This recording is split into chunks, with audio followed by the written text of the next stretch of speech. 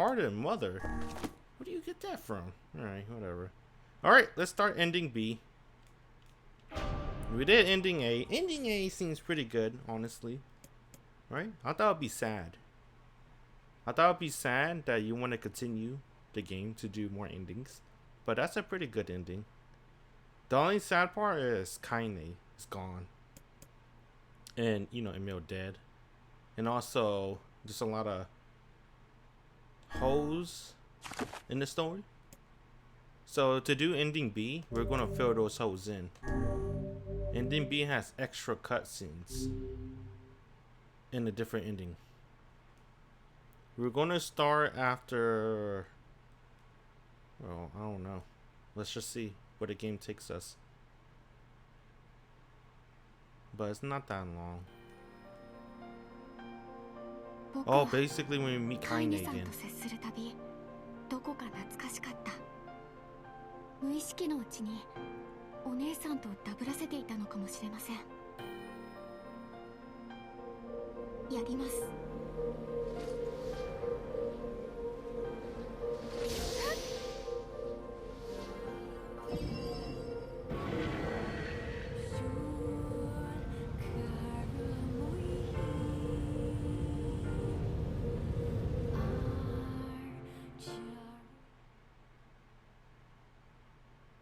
Tiny dream discrimination.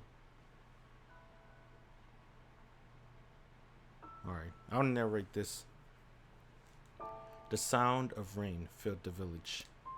The steep cliffs that surrounded the area magnified sound, causing even the slightest drizzle to rattle like a thunderstorm. Then wisps of smoke streamed from huts as the villagers huddled in their homes and waited out the rain.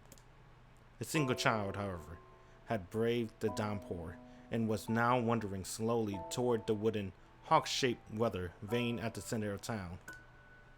The wanderer reached the vane, which had existed for so long as any could remember, and stared. The child's face was simultaneously delicate and fierce, like a teacup that had survived a shipwreck. The traits combined with pale white skin to give the face an almost sexless quality. If the beak turned east, I go home. If it stays west, then I... The child blinked. Rain slowly dripped down the young one's short hair, and it began its long descent to the ground. Come on. Come on! The child felt a slight breeze and watched as the vein slowly creaked to life. Spinning this way and that for a moment, it finally settled with the beak pointing firmly toward the east. East? Really? Before the vein could move again, a jagged rock came spinning and tumbling through the air, striking home against the child's head. The force of the blow dropped the child to the ground as a hail of stone began to fall all around. Oh no, they found me! A heartbreaking smile crept across the child's face as the stone continued their assault. Through the rain, the sound of multiple footsteps grew louder before a voice rang out. Yoo-hoo, Kaine! The voice belonged to Demo, worst of all the bullies in the area. As Kaine struggled to stand, the final stone came skittering through the mud and bounced against her foot. Goddamn bullies. I'm glad their village is dead now. Can't believe they did this to Kaine. Why? Blood oozed from cut of her eyes and blurred her vision, but she could make out the shape of Dino and his usual gang of idiots. The boy seemed taken aback for a moment by Kaine's seeming indifference to the blood dripping from her face, but quickly regained his bravado. What's up, freak? You like the rain? You like getting all wet? Or did you finally decide to run away from home?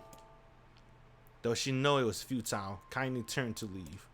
Before she could get more than a few steps, the other children scrambled to surround her, cruelty burning in their eyes. Kaine knew those were not the only eyes on her. The tormented parents watched from the safety of their homes. She was attuned to the sensation. It was one she had experienced many times before. While some villagers simply turned a blind eye to the action of their children, many encouraged it openly. In a society ruled by superstition and fear, Kaine was something to be hated, and if possible, destroyed.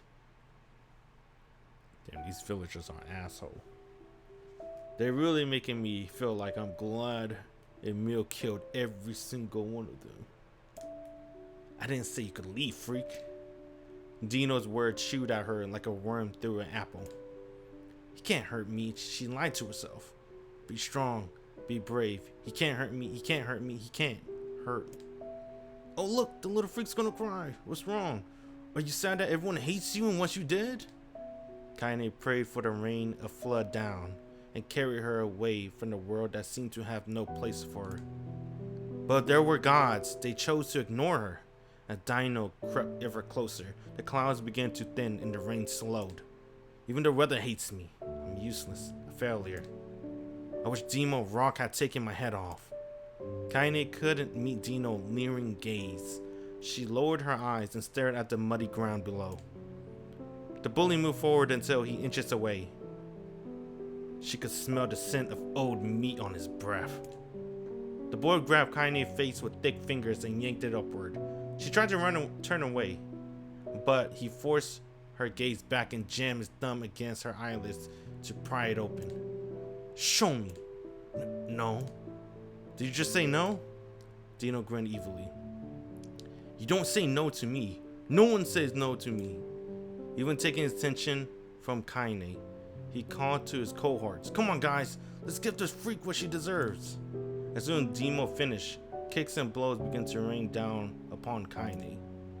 Demo paused, still grinning, as Kaine curled into the ball and tried to make the pain stop. I don't get you, freak. What you acting like a girl for, huh? Everyone knows what you really are. Kaine ignored the question, choosing instead to stare at the weather vane. It continued to point east, as if supremely confident about the future it had chosen for her. Go home? Yeah, that's a funny joke for someone with dead parents and no home to go to. Freak! Chanted the children. Freak, freak, freak. Kaine closed her eyes and listened to the rain, waiting for the pain to start again. Clutching hands. As the clutching hands of the village children closed around her, she bent her mind to the sound of the rain. Then it becomes her world entire. The rain fell, but the pain never came.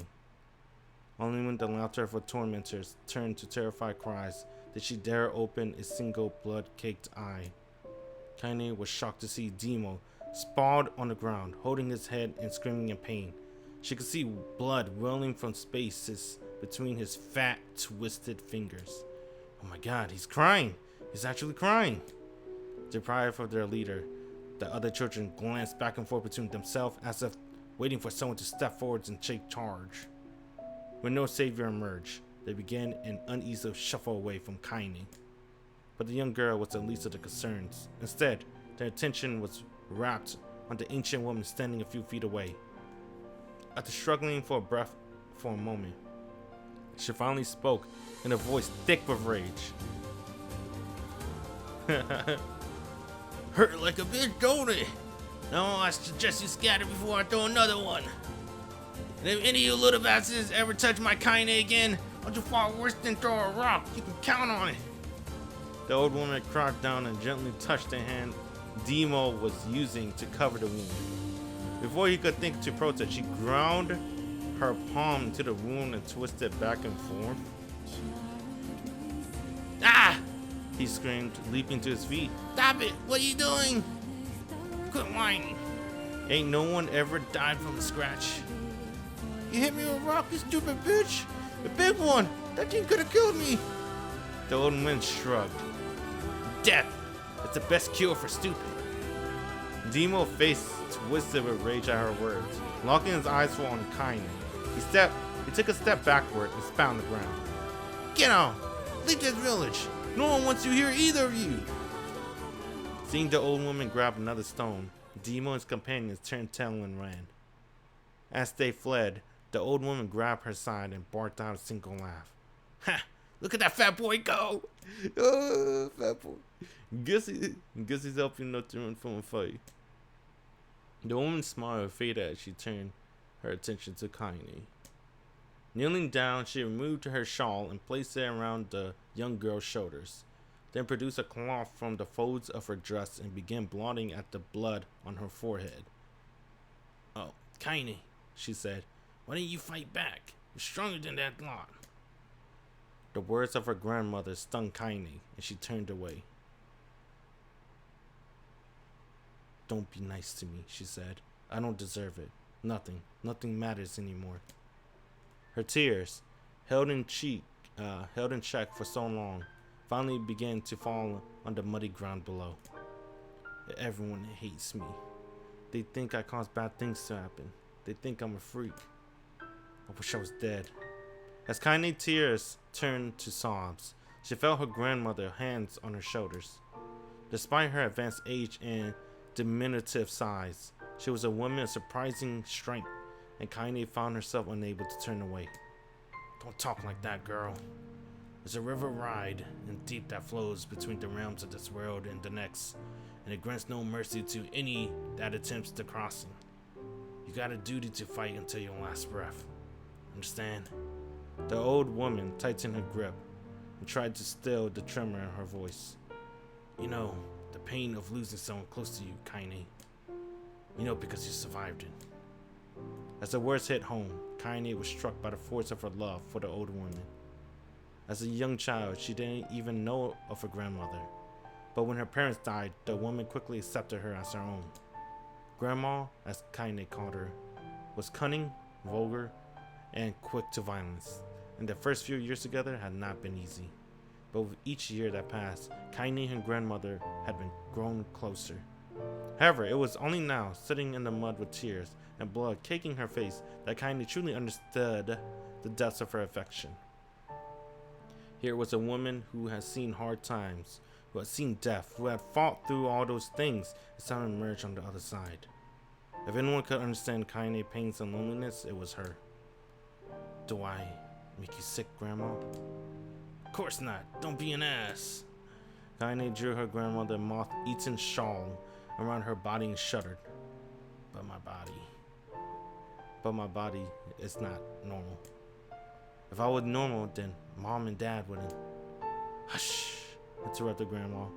I'll not hear another word of this nonsense. You're my granddaughter, and I love you. And if folks have a problem with that, they can just go to hell. With that, the old woman reached out and placed a wreath of dried flower in Kaine's hair. The skill it took to bend the flower without breaking the stem or losing a single petal was remarkable, and the beauty of it made Kaine want to cry all over again. Oh my gosh, these are lunar tears. Grandma, you made this for me. Lunar tears were legendary flowers. Most people could live their entire lives without seeing one, and yet her grandmother had somehow collected a dozen or more. Kaine reached up and touched the wreath, as if she couldn't believe it was real. Where did you find these? Just stumbled on them while I was doing some shopping. The old woman turned away as she spoke, leading Kaine to suspect that the search had been more difficult than she was letting on. The pain she took to construct the ornament, let alone track down the flower used in the construction, made Kaine's heart hurt. She reached up and gently adjusted the wreath, admiring the way it felt between her fingers. Didn't quite turn out right, said her grandmother as she squinted at it. These old hands have trouble with delicate work, but it sure looks good on a pretty girl like you. Kaine blushed and turned away. You think I'm pretty? Of course you are. What a fool thing to say. Thank you, Grandma. Her grandma smiled. We're gonna be fine, you and me, she said. As long as we got each other, we'll be just fine. Kaine took her grandmother's hand in hers, and the two of them struggled to their feet. As they began the long walk home, Kaine gripped the hand with all her might, as if trying to stop smoke from drifting away on the wind.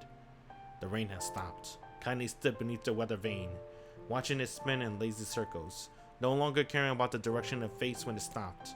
I don't need to escape. I have a home now. Grandma loves me, and that's enough. Even if it's us against the world. Kaine let her gaze drift up past the vane and into the cloudy sky.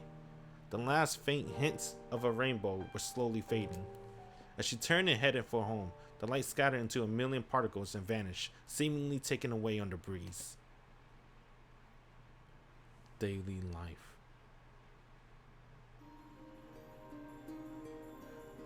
Oh.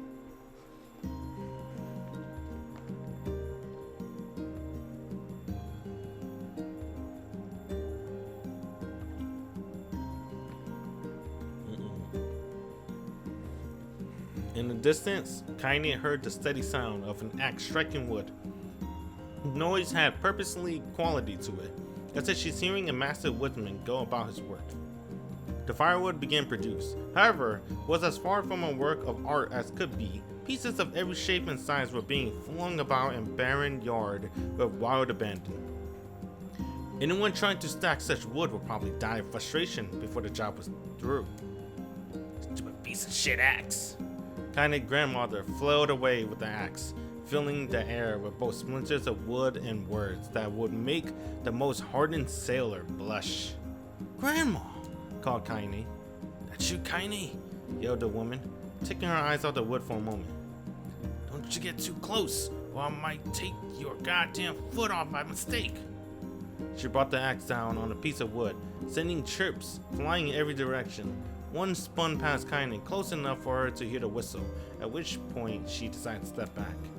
When she scuttered to a safe distance, she cupped her hands around her mouth and shouted, "Grandma, do you need help? Get you water or lunch or a new axe or something?" The axe, poised to strike another wobbly blow, paused in midair. The woman considered her granddaughter offer for a moment, then smiled. "Tell you what, since I'm doing such a piss poor job of chopping, why don't you come here and take over so I can get the water? Shades have been restless lately. I don't want you running into one of them bastards." Relinquishing the axe, her grandmother picked up the long pole with a wooden bucket on either end. Gathering water was far the more difficult of the two jobs, but Kaine knew better than to complain. Once Grandma's mind was set, there was no changing it.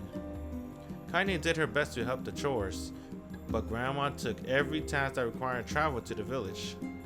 Though she had a long list of plausible excuses, Kaine knew the real reason. She didn't want her granddaughter to be taunted or harassed by the villagers. Once Kaine moved on, Grandma decided to take up residence a good distance from the area. Out of sight, out of mind seemed to be the best policy when it came to the villagers and her granddaughter. And rare were the days where any but the two of them could be found on the rocky acre of land they called home.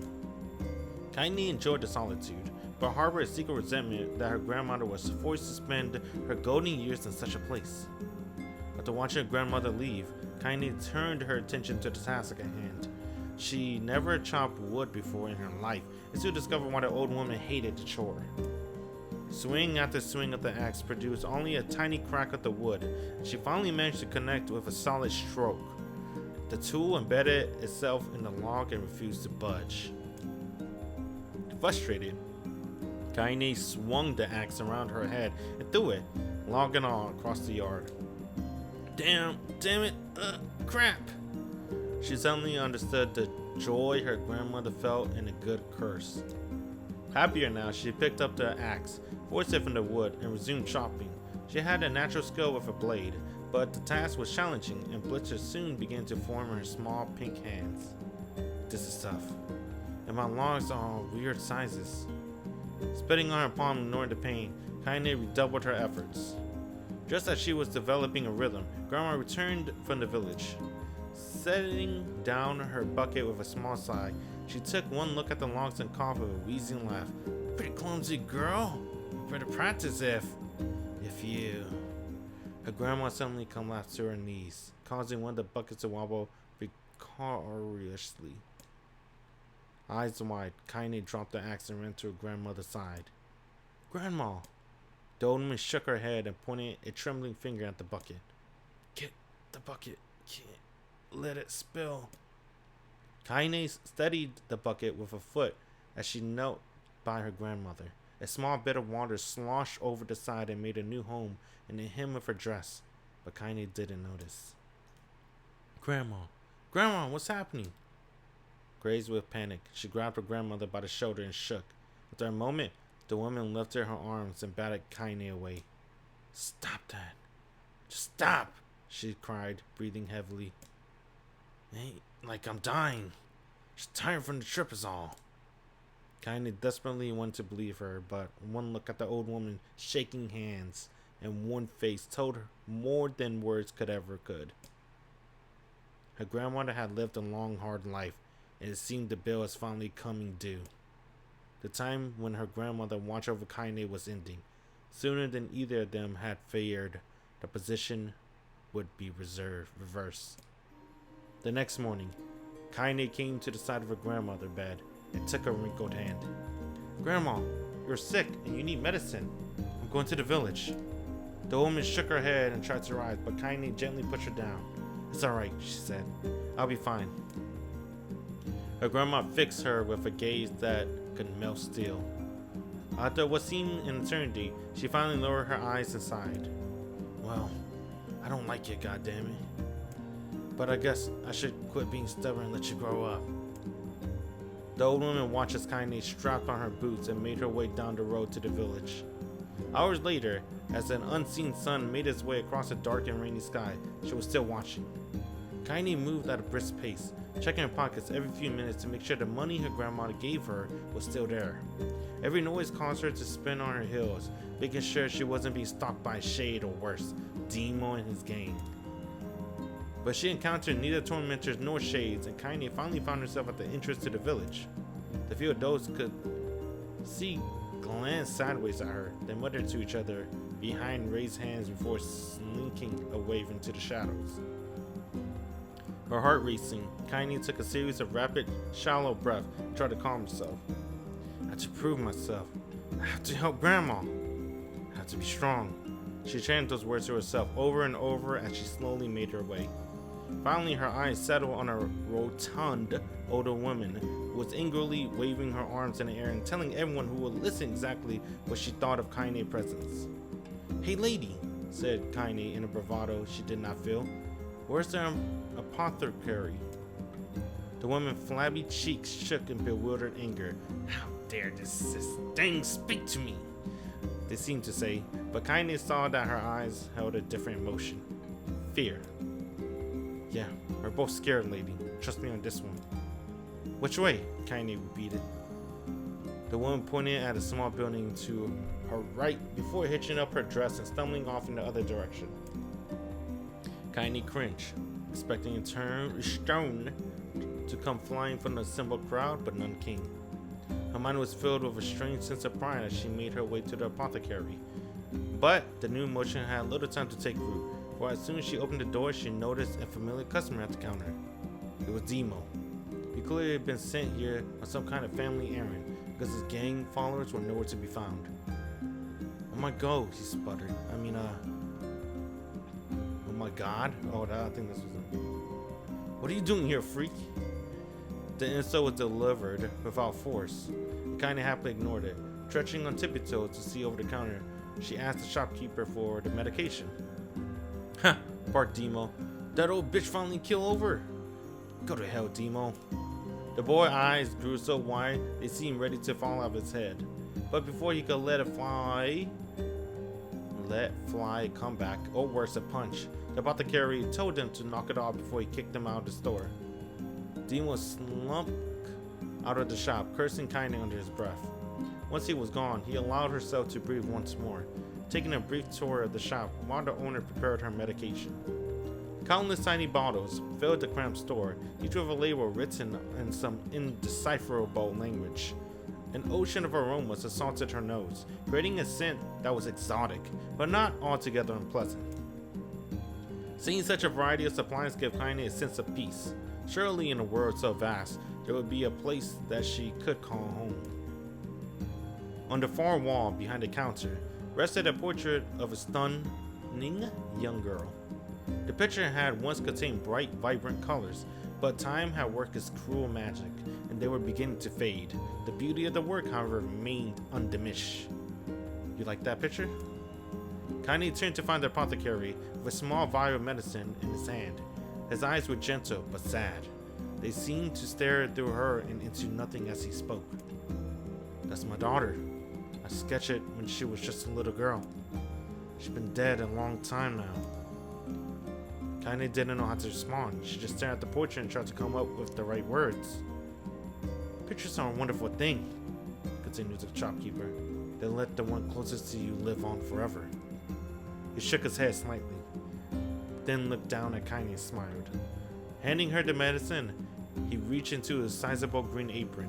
It produced a hand full of wax crayon. Old wax crayons. We should have these. There's no one left that I wish to draw. Kaine took an instinctive step back, causing the shopkeeper's face to darken. Yes, I heard the rumors about you, he said. It's a small village, and word traveled quickly. Between you and me, I'm not sure which of them to believe, but I also don't think they matter much. I know your grandmother, kindly, and I think the way she was driven out of this town was just deplorable. Grandma's name is Callie? Damn, she doesn't know, thought Kaine suddenly. She was still mulling this new fact over in her mind as she reached out and gently took the crowns from the apothecary's hands. Grandma is an old friend of mine, he said as Kaine scooted away yet again, and I owe her much. I wager she would like it if you drew her a picture of her. Yes, I think she would like that very much. Kaine murmured a quiet agreement, but inside her heart was bursting. Everyone had a villager treated her with anything but complete contempt. It was tiny, almost imperceptible step, but it was a step nevertheless. And with enough tiny step, she might one day discover the rest of the world. When Kaine returned home, she found her grandmother asleep in her bed. Her feet were blackened and raw. Oh shit! Damn, the black curse. Even bleeding in a bit of places. Dude! Damn. She's cursed. The weird thing though, let me finish the sentence, leading Kaine to think she had been pacing around the room until exhaustion finally caught up with her. Alright, let me say this piece. The weird thing though, they just we just did Ending A recently. In Ending A, they revealed that all humans turn into shades. I'm like, oh shit, damn. So I don't know what they're called. I'm gonna call them for now, let's see, homunculus, right? That's the only thing I could think of. I'm assuming everyone's like a homunculus now, right? They're like fake humans. So I didn't know they can be affected by the curse. And it was kind of weird that Yonah was affected by the curse too, because she was supposed to be a vessel for the Mao Imoto, his little sister, Soul.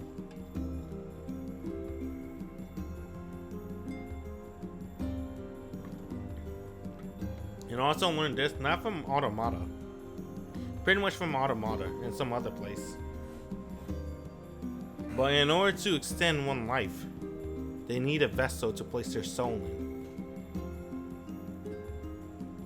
So, but that's pretty interesting. Even I don't want to call him homunculus. Let's just call him human bee. Even human bee could be affected by this curse. That's interesting.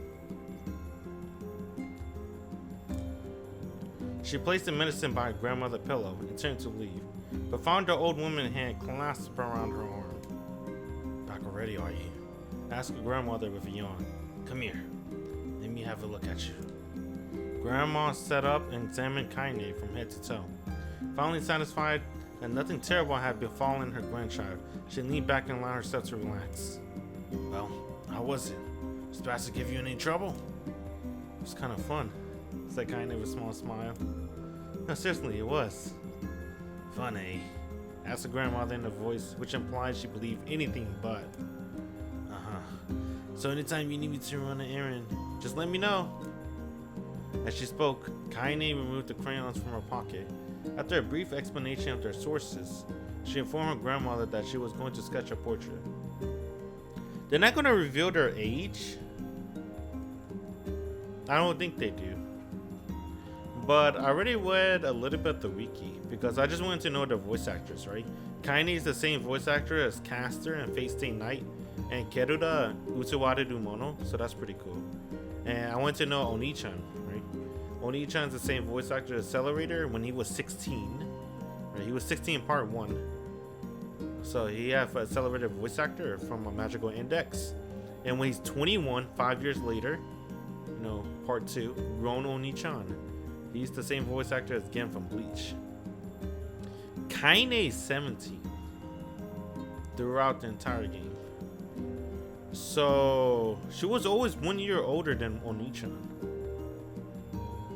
So I'm wondering this age, is she 17 before she met Oni-chan, which is the main character? I call the main character Oni-chan, by the way. This is like Kaine when she's like 13, I'm assuming, or something like that. Let's see. I think I read that sentence already. I'm gonna assume I already read it. Portrait of me? Ridiculous. No one wants to stare at a wrinkly old crone. Grandma, it'll make you live forever. Horse shit, said my grandmother. Her grandmother, throwing back the sheet from her bed. Living forever would just piss me off. I put those crowns away and help with dinner. Why is grandma such an asshole? But Kaine would not relent, and in the end, grandma found herself leaning against the wall of their house as if posing for a master artist. Kaine took up the crowns, eyes her subject carefully, and set it to work. Just as her grandmother was about to nod off, Kaine finished the piece. After staring at it for a bit, she released it from her grip and let it slowly drift to the floor. It's terrible. It doesn't look like you at all. Wait, that's Kaine. It's terrible. It doesn't look like you at all. Sorry, Grandma. I thought these crowns would, make drawing easy or something. The woman's eyes narrowed at her granddaughter's disappointment. Let me be the judge of that, she said, ignoring the pain of her back and reaching for the paper. The sketch could have been a person's face, but it could have been a boulder, a lump of clay, or incredibly mishappen loaf of bread, all rendered in a chaotic array of colors.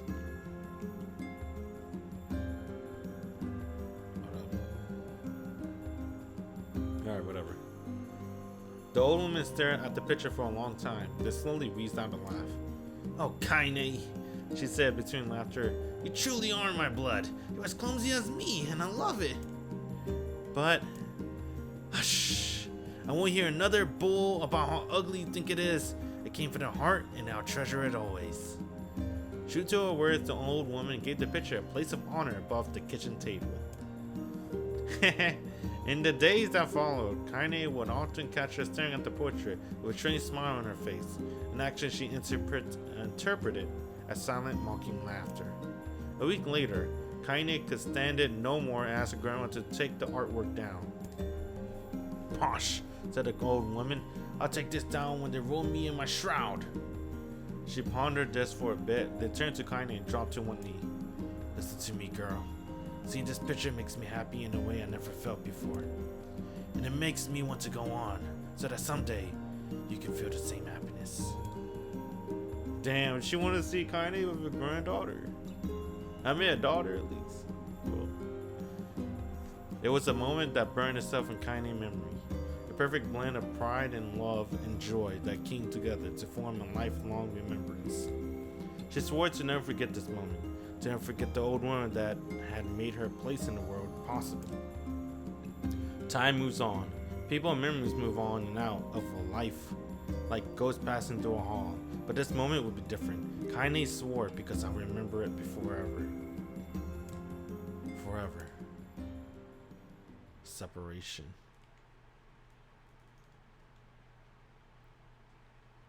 Hold up.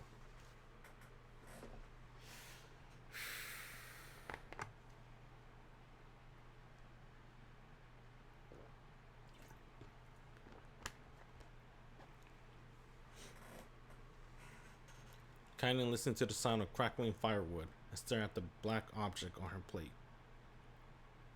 She'd been pushing it around the wooden disc for a good 10 minutes, ignoring the bemused stare of her grandmother. It was like a burnt waffles. Finally, she summoned her courage and gave the object a brief sniff. A sharp, bitter scent flew up her nostrils and made its home there, causing her face to twist with disgust. Grandma, can't believe you want me to eat a bug. The old man threw some more wood under the cooking pot and snorted. It's no bug, you fool girl. It's a berry. Why the hell would I be feeding you bugs? Yeah, well, sure looks like a bug, said Kaine. and I think it's burnt or something because it smells terrible. With that, Kaine held her noose and threw the berry in her mouth, chewing as little as possible. Oh, yeah. It's terrible, alright. Why, you little brat, laughed the old woman.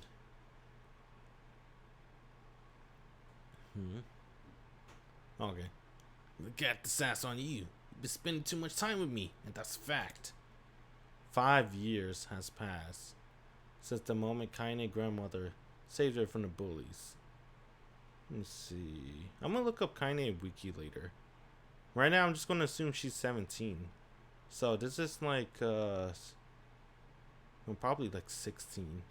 I don't know, let's keep going. As is often the way with two stubborn people, their relationship had grown its fits and starts, but moved forward all the same. Meals that used to be somber affairs were now filled with laughter and hurled abuse with equal measure. Kaine could not remember a time when she had been happier. As the years went by, Kaine started to shoulder more and more of the daily responsibilities. Her grandmother's legs grew weaker by the day, but she could no longer do many of the chores she used to take for granted.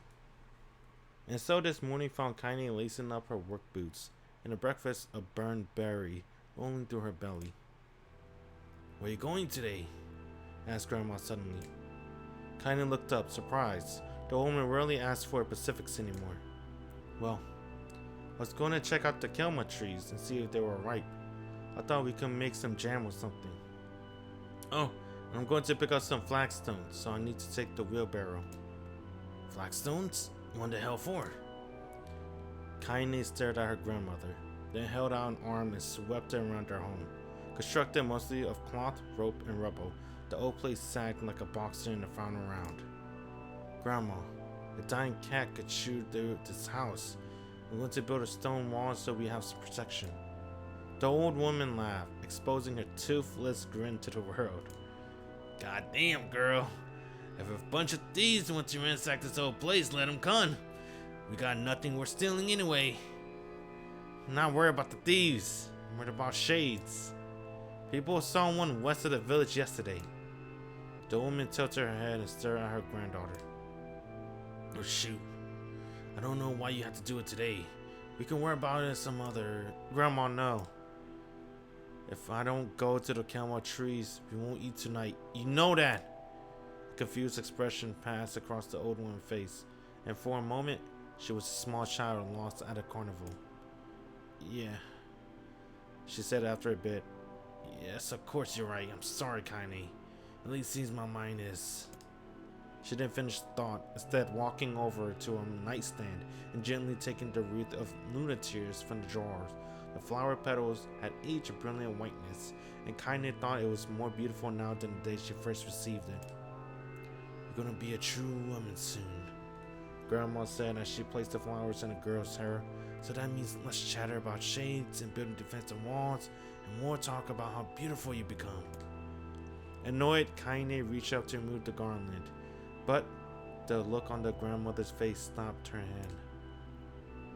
"You're a beautiful thing," said the old woman, "and there ain't not another like you in the world. I'm very proud of you." "Okay, Grandma, that's enough goddamn compliments for one day." "Shut your mouth on you! Where'd that come from?" "Gee, I wonder." "I'll teach you sass, me girl!" yelled Grandma. Suddenly, she lurched forward and grabbed Kaine by the ear. "Oh, pitaras!" pulling her around the room with a crazed grin on her face. "Grandma!" yelled Kaine in a quaking voice. "Grandma, stop it! What the hell?" The old woman stared at her and blinked, and then slowly held her wrinkled hands out as if it was the first time she ever seen them.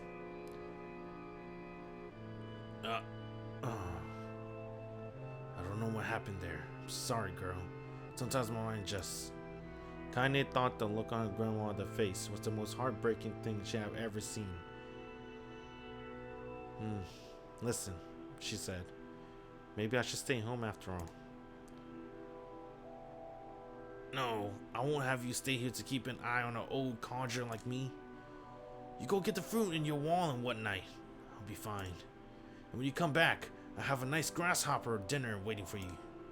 Kaine rolled her eyes, then kissed her grandmother on the forehead and made ready to depart, trying desperately to ignore the word that she was gnawing at the wall of her heart. Kaine could feel the old woman's eyes watching her as she moved down the path. Don't turn around, she told herself, but in the end the temptation was too great.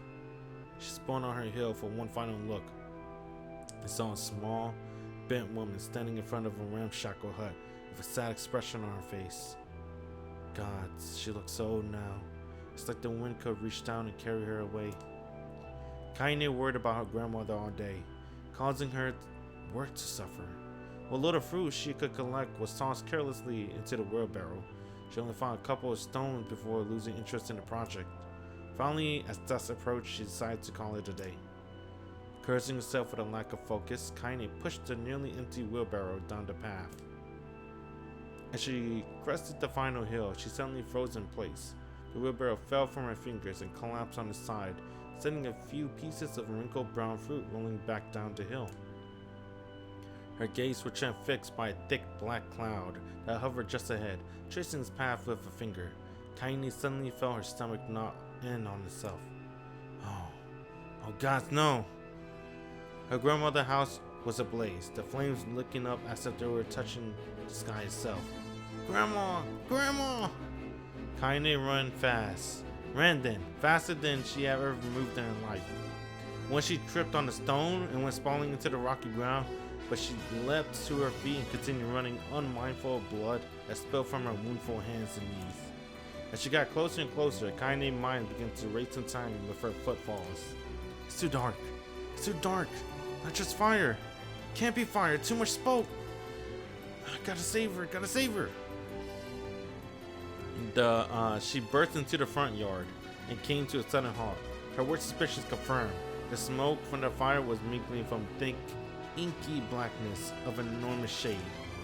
The massive creature supported itself on 3 twisted feet, and she balanced through means of large arm and tail. Scales, horns, and claws sprouted from his body in a random chaotic pattern, giving it the appearance of a lizard designed by some insane god. Seeing Kaine, it let out a roar and flicked its tail, sending small whirlwinds spinning around the yard. For a moment, the creature retreated into a shimmering, inky blackness, as if her mind was unable to comprehend that such a thing could actually exist, but then the smell hit her, a blend of rotted meat and excrement, and the horror became real once more. The creature bellowed again, and this time Kaine responded with a scream of her own. Alright, you bastard! She thought of her scream echoed off the high cliffs around them. It's you and me! Let's go! The shade eyed Kaine with bemused interest. Then it began looking from her to the house and back again, as if urging her to look at the destination it had so gleefully wrought. With dread building in her heart, Kaine glanced toward the house. Through the smoke and flames, she saw a small figure struggling to escape the ruins. Grandma! At the sound of her voice, the old woman began waving frantically. She's alive, thought Kaine. Alive! Kaine's legs sprang to life as she raced across the yard toward the flaming wreckage of the house. Before she could advance more than a few steps, the shade opened its mouth and let a roar powerful enough to uproot the trees and send them flying. The blast sent Kaine tumbling through the air before smashing her against the rocky earth. Stars danced in front of her eyes as she tried to remember how her legs worked. Get up! Get up! Get up! Get up! Get up! Get up now! As Kaine struggled to her feet, the shade stomped toward the house and pinned her grandmother to the ground with the tip of a claw. The old woman struggled to move the claw from his stomach, but she might well be pushing a mountain. She coughed briefly, sending a small spray of blood into the air. It collapsed to the ground, her energy spent. Kaine lurched to her feet, only to fall back to earth with a grasp. Her ankles were on fire. One or both of them was surely broken. Ignore the pain that screamed through her body. She began dragging herself across the ground, leaving a drunken trail of dust and blood in her wake. Grandma, hold on, just a little longer. The grandmother's face was turning blue, her eyes rolling back until only the whites were exposed. Kaine pulled herself across the ground with a maddening slowness, the distance seemingly to increase with every second that passed. The shade glanced between the two women and flicked out its tongue, a giant mouth turning up the corners. Short, panting breath belched from somewhere deep inside his core. Bastard. Laughing at us. She had no idea how such a mindless creature could experience emotion, but there could be no doubt the Shade was taking joy in their suffering. Yeah, I see your plan. The Shade moved its claws slightly, allowing Grandma to breathe again. It was clearly keeping her alive, only to snuff out her life when Kaine was close enough to touch her. I'm gonna kill this bastard. Summoning all her strength, Kaine rose to her feet. There was a sickening snap from her right ankle. As the foot twisted backward, she was forced it from her mind and began to hobble toward the monster. Pulling a small knife from the pouch of her waist, she leaped on the foot and pinned her grandmother and plunged the weapon deep. Give her back! She screamed, give her back to me! It was like stabbing a rock. After a few swipes, the knife broke at the hilt with a dull snap. The Shade panted laughter again, then raised its tail and sent it rushing through the air towards the young girl that was lashed to its foot. Kaine never had a chance. The tail struck her square in the chest and sent her crashing to the burning wreckage of the home. As she lay on the ground with blood pouring from multiple wounds, a small, weak voice spoke up. Kaine? Kaine's vision blurred, but she forced herself to focus on the sound. Finally, her eyes cleared enough for her to make out her grandmother's hands reaching out for her through the smoke. Grandma? Kaine, you gotta run. You can't best this one. Kaine grabbed her hands and held on with all her strength. Grandma, come on! You have to go! The woman coughed loudly. One of her hands, slick with blood, slipped into Kaine's grasp and thumped into the ground below. Grandma, no! No! I said run, goddammit! You have to live! You have to get through. The thought would stay forever unfinished. Before she could say another word, the Shade clawed foot descended, smashing through the remains of the roof and down upon the shattering figure of the old woman. Blood oozed from gaps of the creature's toes as the terrible putrid smell assaulted Kaine's nose once again. She stared at the foot, dumbfounded, convinced that what she was seeing could not possibly be real. When the creature finally lifted its appendage, all that remained underneath was a twisted, unrecognizable mass of rubble and red. Her grandmother was gone. Kaine blinked, trying to feel the hands which had been in hers just a moment before. For a fleeting instant, she could remember the warmth of that embrace, the trembling of the fingers, but then the sensation drifted away on the breeze and was gone. Memory flashed through Kaine's mind, one after the other, faster and faster, until they became a meaningless jangle of noise. Kaine screamed. Then, a thunderous sound that echoed off the cliffs. It seemed to roll away forever.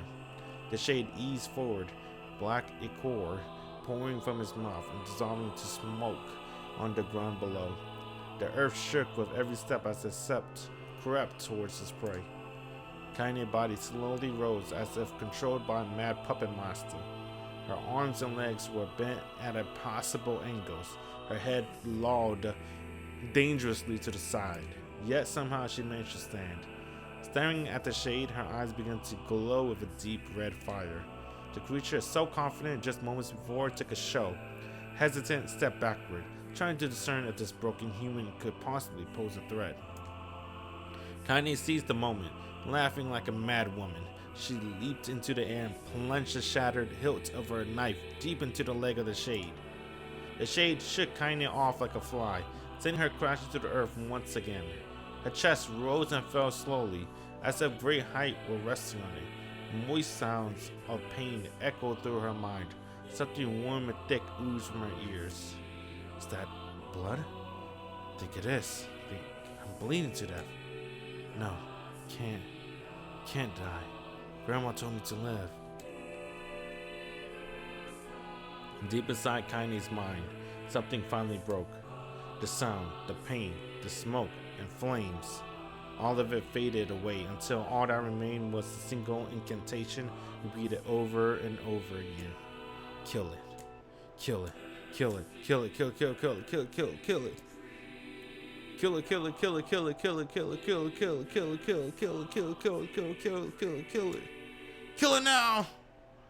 As the spark was only kindly slowly began to flicker and die, She felt her desire to kill and her desire to live blend into one. The distance between heartbeats grew longer and longer and longer. Damn, she was reliving her dream over and over again where she was frozen.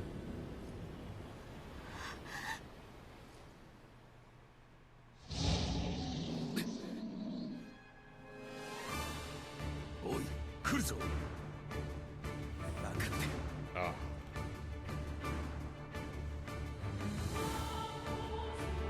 Hold on, man. Time off.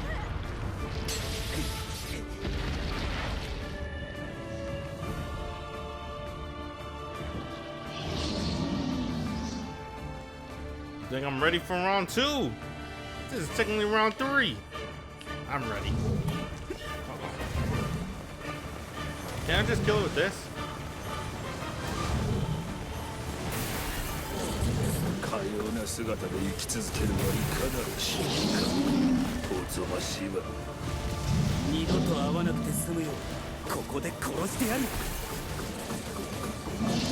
Damn.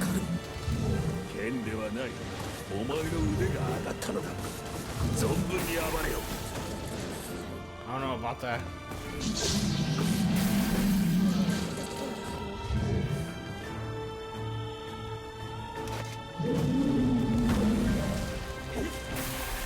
Damn, one poke to the head? I'm godlike.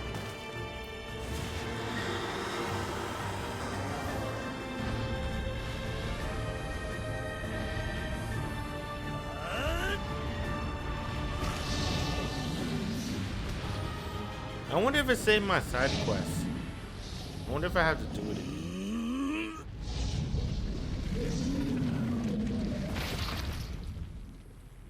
Assume I don't. So I can just go straight to the main missions and do it over again. We're going to see from Kaine perspective. Is that the difference with ending B?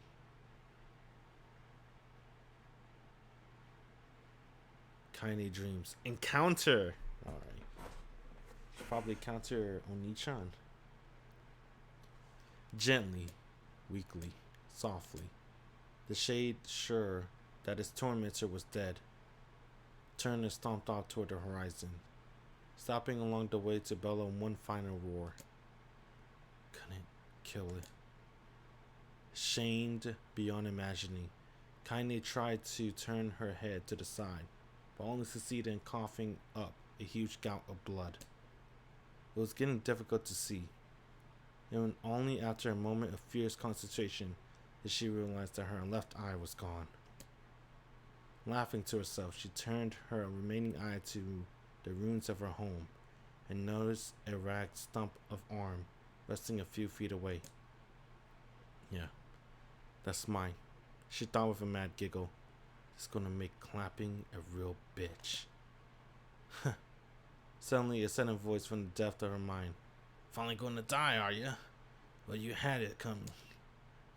Oh, fucking Demo! Fuck you, Demo! Go to hell, Demo! She thought at the unseen silence. Go to hell before I pluck your eyes and feed them to the dog. The voice of a childhood terror evaporated into smoke, only to be replaced by another, more recent voice. Hold still, said the Gary, materializing from the ruins like a ghost. I want to draw you. That way you can live forever. No, stop. Don't want to live forever. I want to die right here. I see, he said quietly. Well, if that's what you want. The spectral shopkeeper flooded in and out of existence for a moment. Then produced a piece of paper and sketched quickly. After a few seconds, turned the page to Kaine and smiled. Since you rejected my offer, I decided to draw someone else. It's a picture of her grandmother, real-less life. Kaine opened her mouth to thank the man, but stopped as the picture began to blacken in the middle. Before she could say anything, dozens of multi-legged insects began to swarm across the image, tearing at it with sharpened pincers. Stop! No, don't hurt that picture! Kaine reached out with her remaining arm and waved futilely at the air. To her surprise, the insects fell off the picture, to the ground below, where they vanished into tiny black tendrils of smoke. Relieved, Kaine turned her good eye back to the picture, only to open her mouth in a silent scream. The sketch now showed her grandmother, as she truly was, a smashed, unrecognizable lump of nothing. The apothecary smiled, then broke into a jolly dance. "See that?" he cried as he danced his jig. "It's perfect now. She looked just like you. Ha-cha-cha-cha." Like that? Oh God, I'm gonna die. I'm gonna die. Drowning in despair, Kaine laid her head back in the mud and smoke of her ruined house and waited for the end to come. But just before she let everything go, an unfamiliar voice began whispering in her ear. "Ain't you got a wish, sunshine?" The voice was vulgar and fierce at the same time, as if insanity had sometime found a way to take form.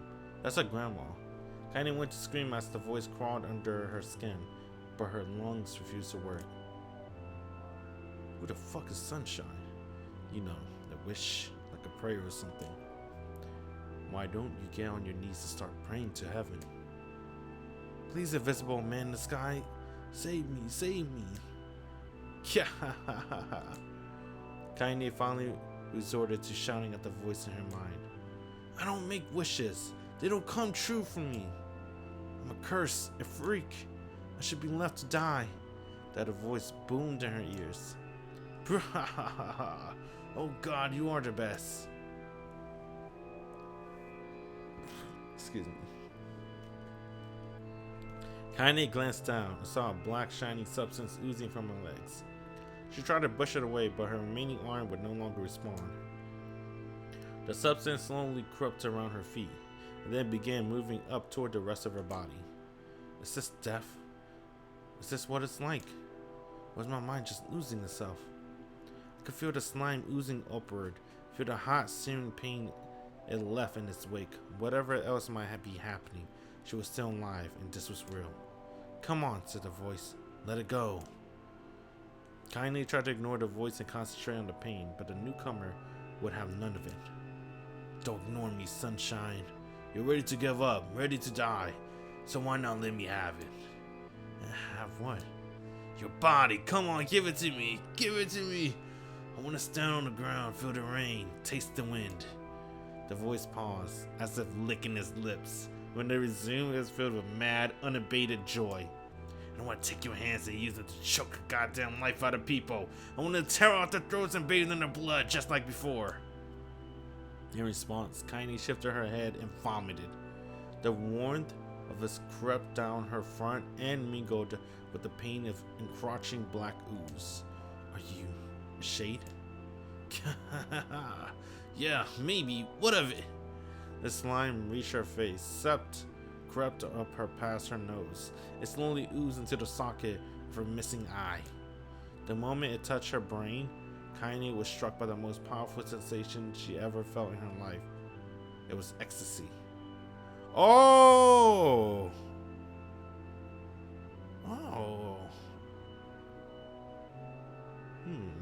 I don't know. I'm trying to imagine this shit in my head, right? I always thought Kaine I thought she was a shade already. But I know the real reason why people are bullying her. I think. I don't really know. I don't really know what the fuck they're bullying her, to be honest, man. I only know a little bit because I was looking up the controversy trophy. So I know a little bit backstory of Kaine. But I don't know. Is she born a shade, or was she like turned into a shade later in her life? I don't know. Whatever. They might tell us. Let's keep going. But that's why she covered up her arms and legs, because that shit's gone forever. But what about her eyes? That's kind of weird. She got her eyes back. No, whatever. Let's see. She went to scream with delight, but all she could manage was a small, whispered moan. "Feels good, don't it?" asked a voice with a chuckle. "Yeah, what can I say? I know how to please the ladies." Now give me that body. Come on, give me that body and I'll give you more of this feeling. It's a fair trade.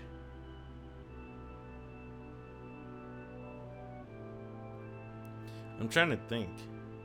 Is this the same shade that killed her grandma? I wonder where the shade came from. Oh well, whatever. A black lump began to protrude from Kaine's side. As she watched, it grew longer and thicker, eventually taking the form of a missing arm. I could see better, she thought. My eye must be growing back too. The slime reached up to envelop the rest of her face, but she managed to brush it away. Stop, she whispered, marveling at how she regained her voice. Stop! The black ooze hesitated, as if considering this request. They quickly shimmered down her body before disappearing into a cloud of smoke. What the hell, Sunshine? Screamed the voice. We had a deal. I thought you wanted to die. Grandma said I can't die yet. A brief image of her grandmother, bloodied, and broken, flashed before her eyes. She saw the shade that had killed her and heard his mocking laughter, then closed her eyes and forced the image from her mind. Okay, this one's a different shade. Alright, that cleared that up. Her whole body was quaking with rage. When she opened her eyes again, they burned bright red. The thing took my grandmother. I had to kill it before I die. Kaine glanced down and saw a mysterious pattern. The pattern of the shade burning itself into her left arm. Well, I'll be damned, said the voice cheerfully. Look at that, Sunshine. I think you and me are going to be good friends now. Kaine stared intently at her arm. The more emotional she felt, the more letters seemed ready to puncture her skin and begin infecting the rest of her body. The arm clearly had a will of its own now. Stop! Gotta stop! Holding her left arm in her right, Kaine took a deep breath and tried to calm herself. Come on, don't fight it, pleaded the voice. Hate's my favorite dish and I'm hungry. Let it go, feel the anger. Burn the fiery revenge, thirst for blood, then go out there and... Shut up and get the hell out of my body. Your body? Oh, that's rich, Sunshine, real rich. Look, why don't you just up and die so I can have this body all to myself? What do you say? I bet those buddies of yours in the area would love to see you dead. Kaine grabbed a nearby shard of glass and tried to saw off the shade-infected portion of her side. Before she could, a darkened left arm grabbed her right wrist, crushing it. Kaine screamed and dropped the shard as the bones started crunching on bone-filled air. Stupid idiot girl. You're possessed now, Sunshine, and there ain't no going back. The voice laughed again, a loud, long wail that seemed to go on without end. Possess, whispered Kaine. Yeah, possess, you and me. You got what we might call a timeshare agreement. Okay, I think that cleared up my other question. It seems the shade infected her, so she wasn't really born a shade. She became a shade, part shade, later in life. And okay, I get it. I know the real reason why they bully her anyway. I'll wait till they say it. Remember how folks used to think you were a freak? Well, wait to get a load of you now. Man, those guys are assholes.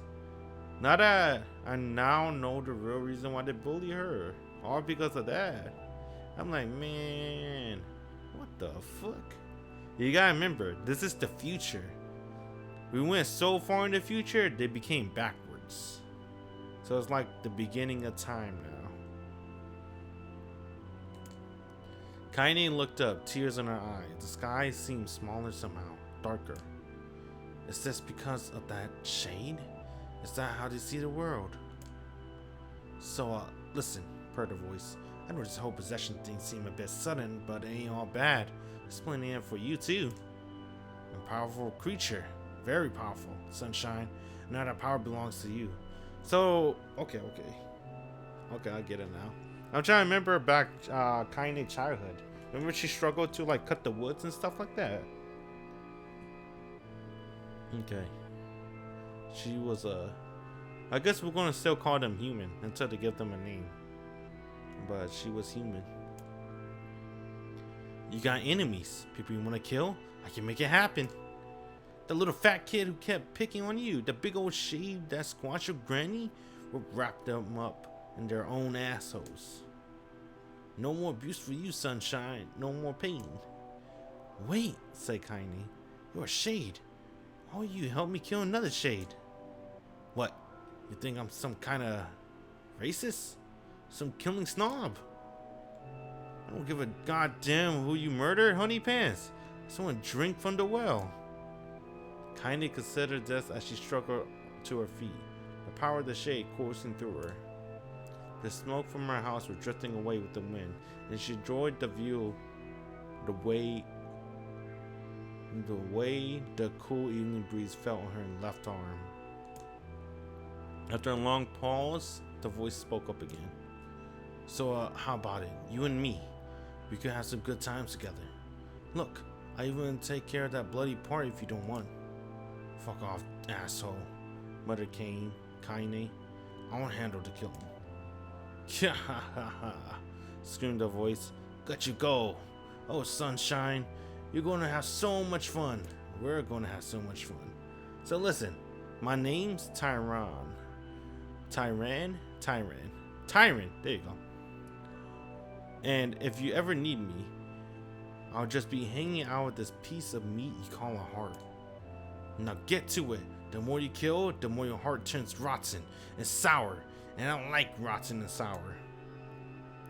Kaine found herself nodding at the voice. Yeah, she said. Yeah, I think this can work. I'm gonna find that shade. I'm gonna strangle him with his own guts. And when I'm done, I'm gonna do the same to you, Tyran. Tyran. Whatever, Tyran. I like Tyran. Count on it. Ha! Laughed Tyran. It's shit bigger than you, so good luck with that. Oh, and hey, one more thing. Right now, you and me are sharing this body. But you ever run out of hate? You ever, go soft? Now I'm gonna take over everything. So keep on killing Sunshine and watch your back. The voice grew fainter and gradually faded away, fading to somewhere deep inside Kaine's heart herself. Kaine waited until she was sure the voice was gone, then waved her new left arm a few times. It was perfectly normal, she thought. It feels like mine. Desperately, she began poking and prodding at the new limb, determined to find something wrong with it. She didn't want to feel normal. That would mean the creature inside her already won. Not a shade. I'm Kaine. Repeating that mantra in her mind, she slowly began digging through the rubble of her house, being careful to ignore a certain red stained spot in the corner. Finally, after what seemed like an eternity of heartbreaking work, she found what she was looking for. It was the wreath of Luna tears. Though I had been through hell and back, the garland petals were as bright as ever.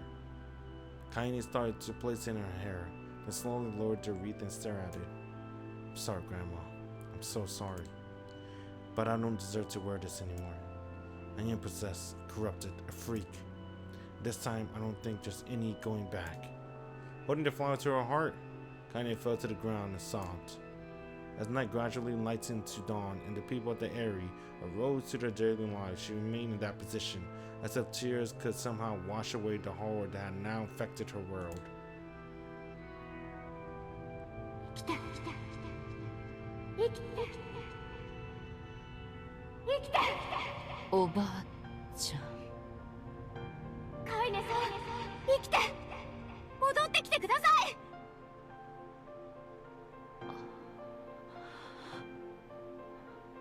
Damn, her left eye's no more, bruh. But her arm and leg. Oh. Damn. Now that I know. It's not the same. Damn, she lost a lot of her body. The bandage, bruh.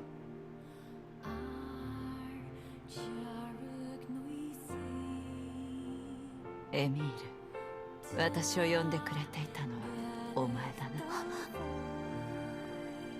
僕のことわかるんですか？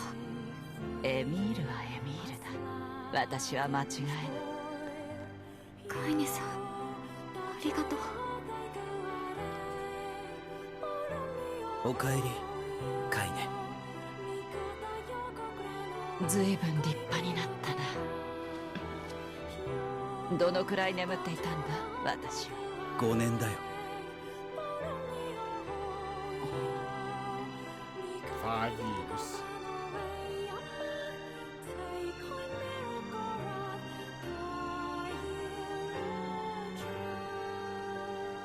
そうか、5年か。ヨナは Damn. I don't know what happened to Yonah. She's possessed. 探してるが魔王の足取り自体なかなかつかめる。これそれは月の涙。おばあちゃんのに負けないやつをって頑張って作ったんだけど。 Damn. So nice. そうか、ありがとう。Oh, fuck.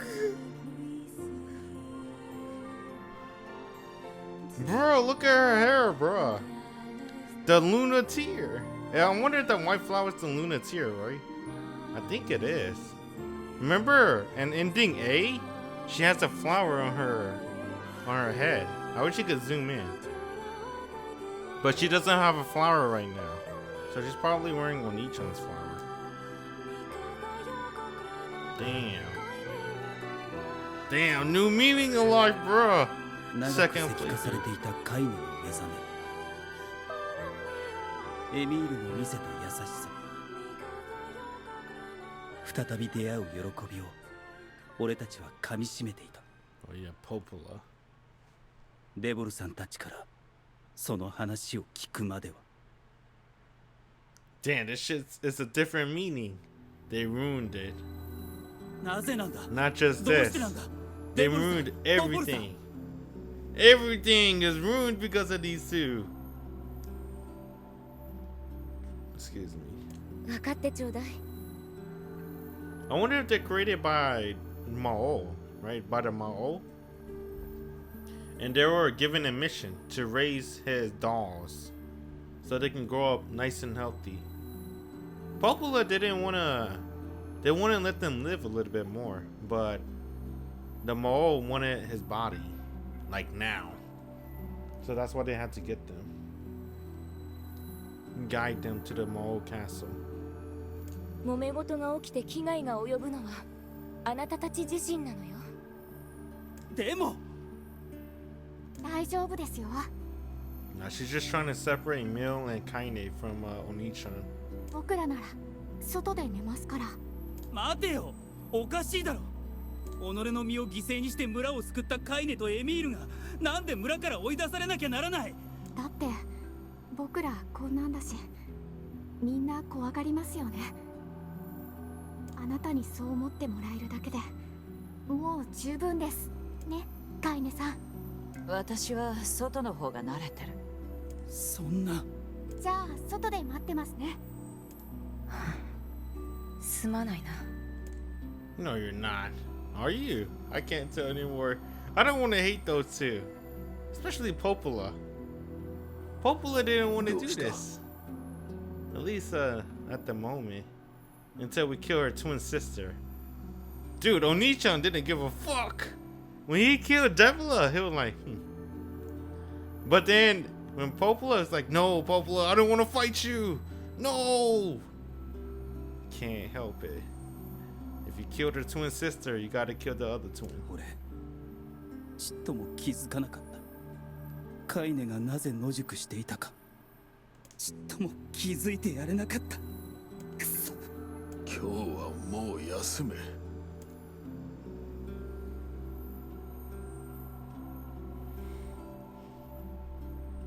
その夜は眠ることができなかった。デボルさんを初めて憎く思った。 Oh, that's where he started to hate Devila. ポポルさんを冷たい人だと疑った。 Oh, but he doubt Popola. だがそんな俺の感情には意味がない。 So this is the point in the main 彼 character 女た life ちは村を where he 第 hates 一に考 Devil. えた結果、 That's why he didn't feel no remorse killing her.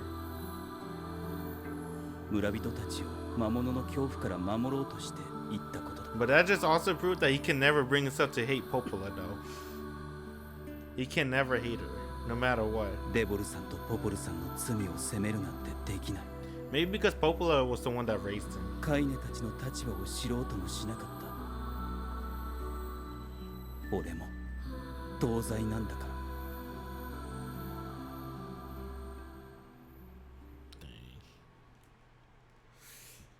They said the entire game's gonna have like extra cutscenes, so it's gonna be nice.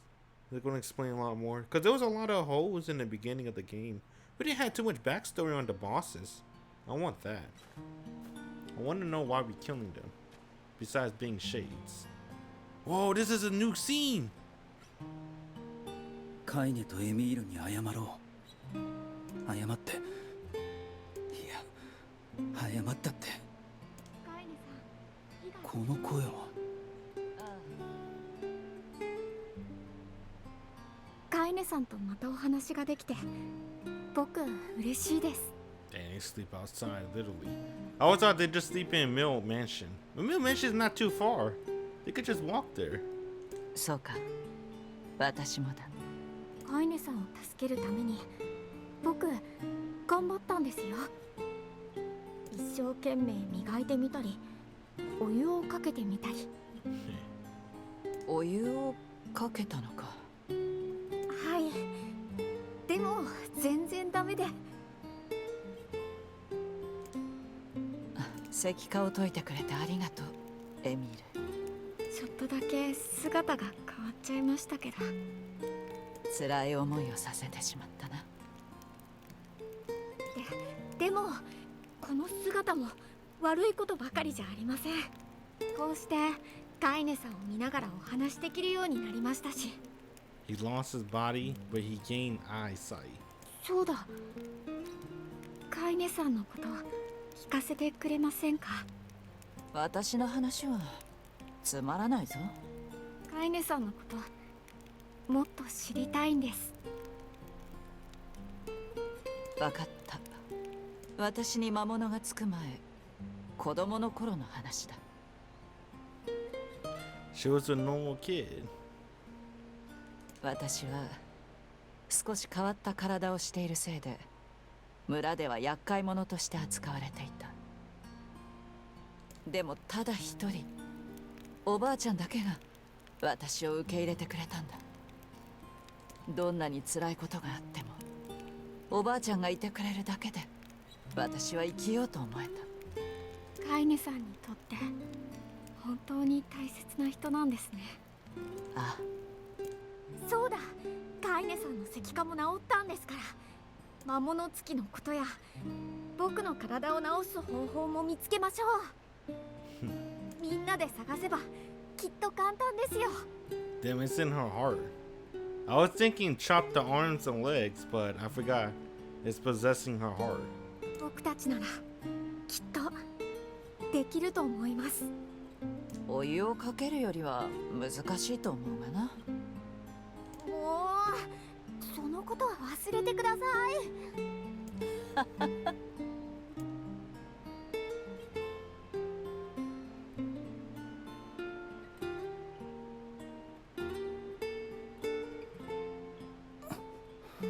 Dang. I hope it don't rain tonight. They don't even have a tent. Just a campfire.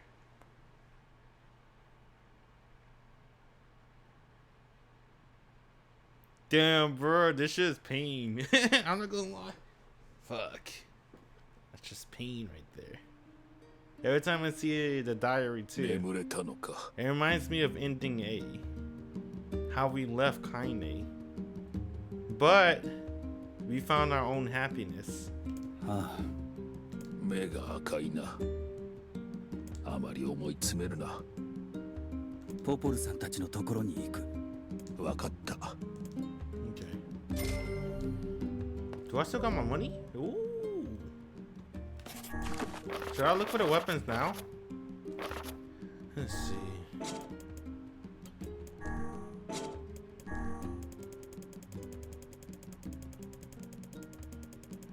Yeah, we did all the side quests. So I don't have to focus on the side quests anymore. We can just focus on main mission. So this is pure story. We got gold. Moonflower. It's pretty cool. Okay, let me look up one thing. It's gonna bother me. I wanna look up Kaine age. Let's see.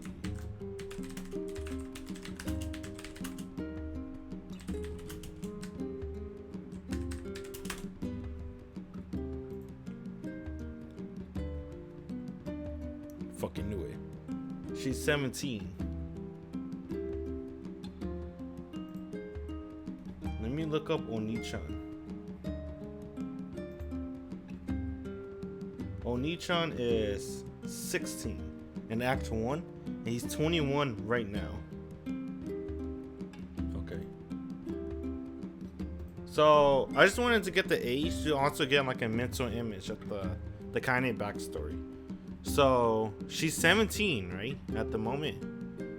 That means when her mother and father died. And, nah, they never mentioned when they died. They only mentioned when the grandmother took care of Kaine, she was 12. And then years went on. It didn't mention any time skip. So I'm assuming they spent together for 5 years, right? They mentioned that time skip. And she's 17. Why do I have 5 years in my head? I won't remember. Maybe, alright. Hopefully I'm right. Let's see. So yeah, she's 17 when her grandma dies. And she's also 17 when she... Damn! How did she get so damn strong and fucking good at the sword and shit? Well, it did mention her backstory. She has a natural talent for martial arts, I guess. Like sword whatever. Sword martial arts. これは母さんの日記だよ。 Oh. 母親の Oh, shit. Hold up. New lore.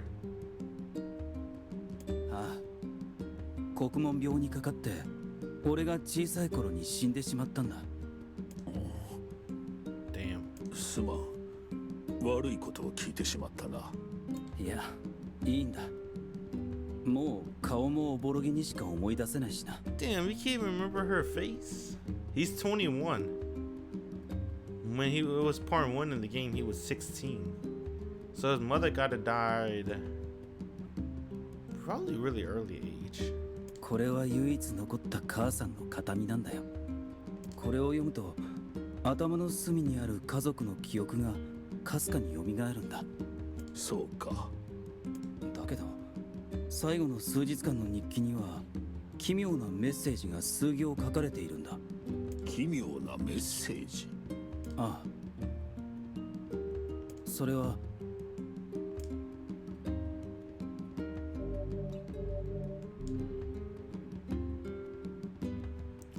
Is this like supposed to be DLC or something?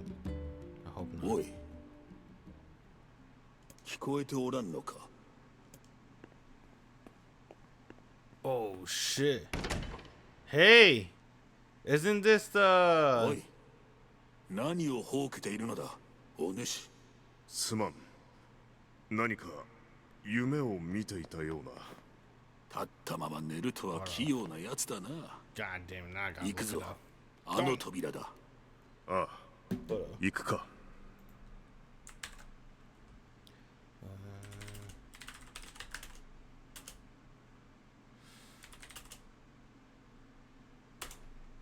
His name is NieR. How do you look up the dad? What's the dad name? Let's see. I'm trying not to get spoilers. The dad name is just Salt?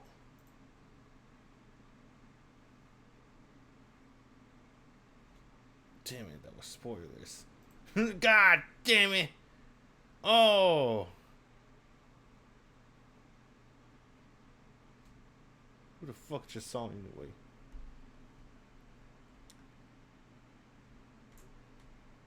How you look up the other main character?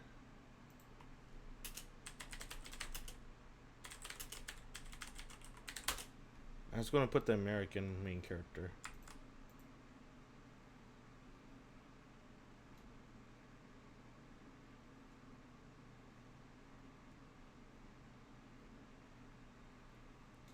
Hold on.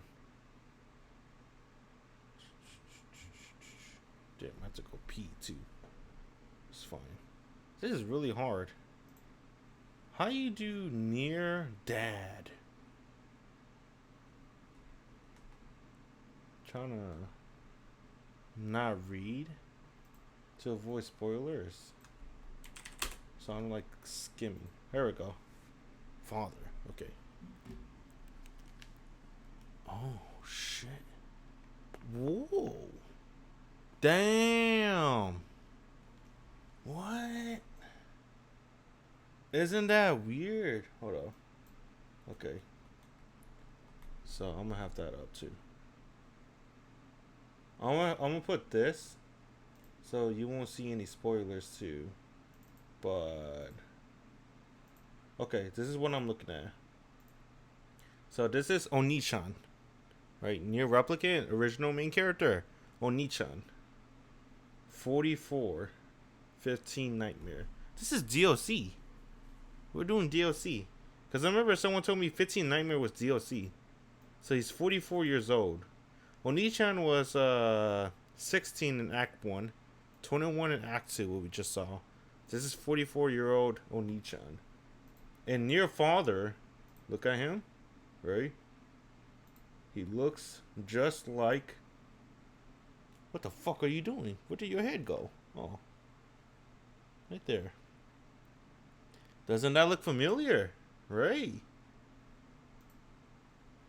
So NieR Father is Oni-chan. What the fuck? It's just Oni-chan, but you know, older. He's 21. What the fuck? He's younger in the Nightmare. This is weird. Let's see. So he's 39 and 44. So this is what he looked like in part 2. Okay. So if we're playing the Square Enix US edition, the Dressage edition, he'll look like this. He's 44. And then in the DLC 15 Nightmare, he turned 21. Then he'll be like the other Oni-chan. Oh, that's interesting. This is pretty cool. So honestly, the father and the Oni-chan are like the same person. Technically. They're just called something else. This is getting weird. Because, you know, it is Japan. Maybe I'm overthinking it. I mean, it is Japan. They're fucking wild, bro. And there is a lot of anime that dealt with Oni-chan, I love you. Alright? So, if he's the father and the Oni-chan, wait, that can't make sense. I don't want to fucking think about it. I already know the real reason, right? Somebody told me a couple of streams back. The only reason why they changed the main character for the US edition is because the American branch for Square Enix wanted an older character. And they were like, well, we do have an older character. I don't know. I don't know how DLCs are made in the game. I don't know if they planned that shit out or they just later, you know, like, fuck it. I feel like they planned the DLCs. They were like, you know, we are going to use this older character model with this older character design. You know, just give it to the US Square Enix branch. They were like, oh, thanks, man. And they saw the DLC. They were like, oh, fuck. Should we make him older? He was like, nah, man. We have this this younger design. Just use that one. I'm like, oh, okay, cool. And then they probably just swap like that with the English and the JP one. The global. I should call it global and JP one.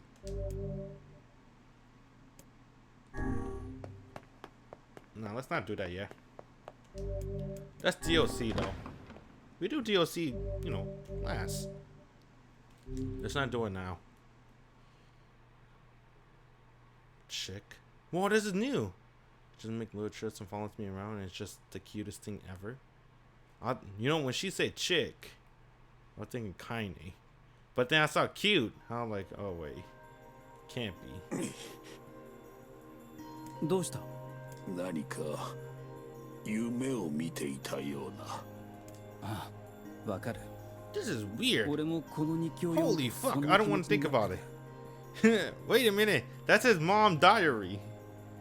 And the wiki labeled it as Onichan, but 44 years old.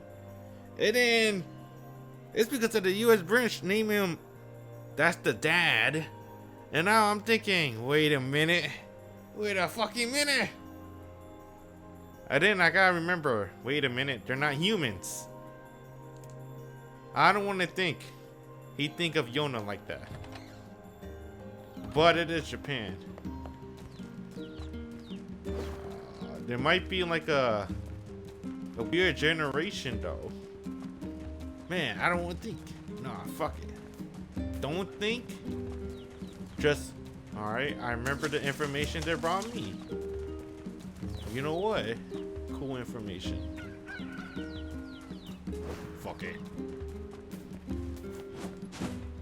I had.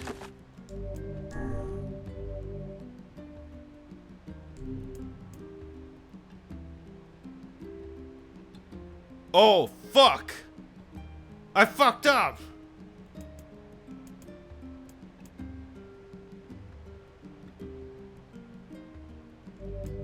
God damn it. Alright, alright. Third safe. Remember. Third safe. Remember that. Third safe. Third safe.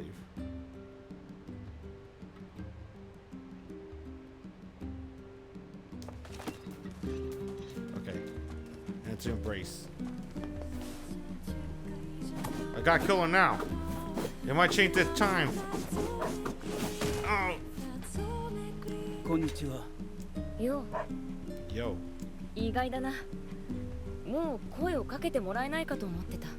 You know, maybe Devla's not that bad. I wonder why Onichan hates her too much. いいえ、あれは村のためだと分かっています。そうだな。じゃあポポルの元にも行ってくれ。魔王のことで話があるそうだ。ええ、今から会いに行きます。それとなんだ？俺も昨日は取り乱してすみません。お前が謝る必要はないさ。誰だって仲間を傷つけられると腹が立つ。彼女たちにも謝っておいてくれ。ちゃんと伝えておきます。I'm curious. Yeah, I don't have to do any of these side quests ever again.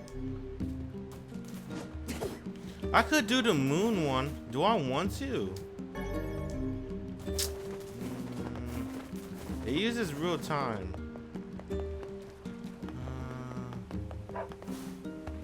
You know what? Fuck it. Let's try the moon one. I need a guide. I gotta crossbreed flowers. Nah, fuck the moon. I'll do the moon quest. Fuck it. I have time to do it. Because I have like a little bit more endings to do anyway. Alright, so this is a little bit easier since all I do is just main quests. No more side quests. Maybe I want to do the moon. Maybe we'll do the moon one, ending C. I'm gonna try to find a guide, an easy guide to get the pink, whatever.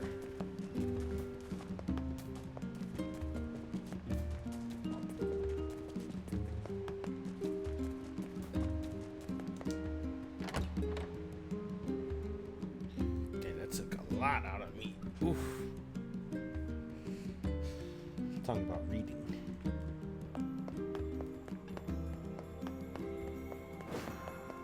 So I got all my stuff still. I wonder what weapons I'm missing, but we'll do it in ending C. なんだこの部屋は。さあ、 Interesting. My trophy collections is gone.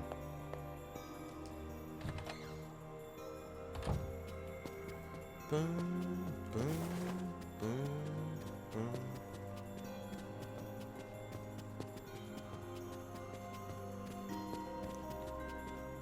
I hope they explain Popola and Devola background story. I want to know. ポポルさん、 Damn, it's so different. 昨日はごめんなさい。どうして？あなたは何も悪くないわ。 I didn't want to kill you, Popola.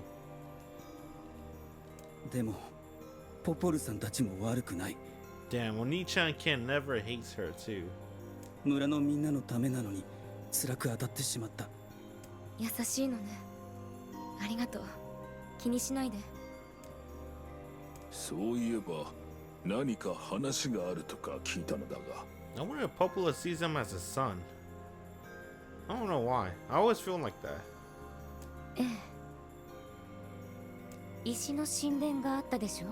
But then again, I did kill her twin sister. She was like, she just snapped. But then she been with her twin sister for 1,300 years. Or something like that. 我のいたところだな。そう。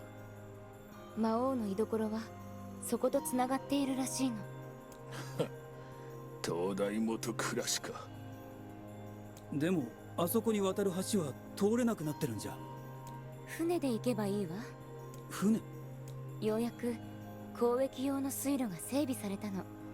魔物からの被害もあって随分と遅くなってしまったけど、石の神殿の裏側の道にも船を出してくれるよう頼んでおいたわ。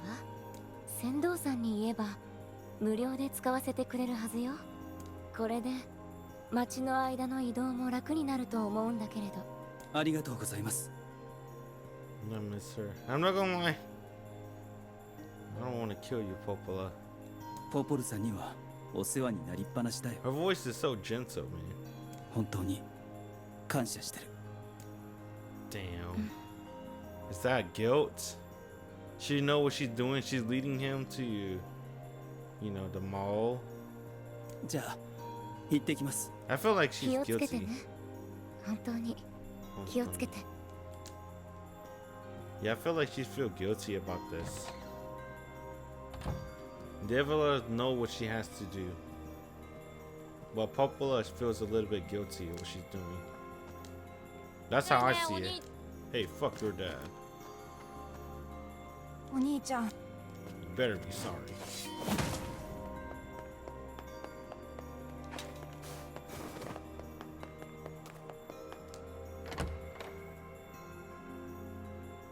NieR Weiss. Shiro. He says even though they Shiro-chan. That's what she call him. 船着き場には門の上から行けるな。水路か。ようやく完成したのだ I な。 remember this part. これで走り回らず This に is 済むよ where うになる Kaine と get い her う stab chested. 移動が早くなればそれだけ早くヨナに近づけるってことだ。遠慮なく使わせてもらおう。 I want to make apple pie for Kaine. I feel fucking sorry for her. Damn, man. Because I know the real reason why they bully her. I'm not sure they're gonna say it. I'm gonna say it right now. It's because she's I don't know if I'm saying this word right. A hermaphrodite. That's why. I thought they bullied her not just because of that, but because she was like born a shadow or whatever, the monster, the shade. But no, it's just because of that. She's a hermaphrodite. That's it. I'm like, bruh. Damn, that's it. That's fucked up, man.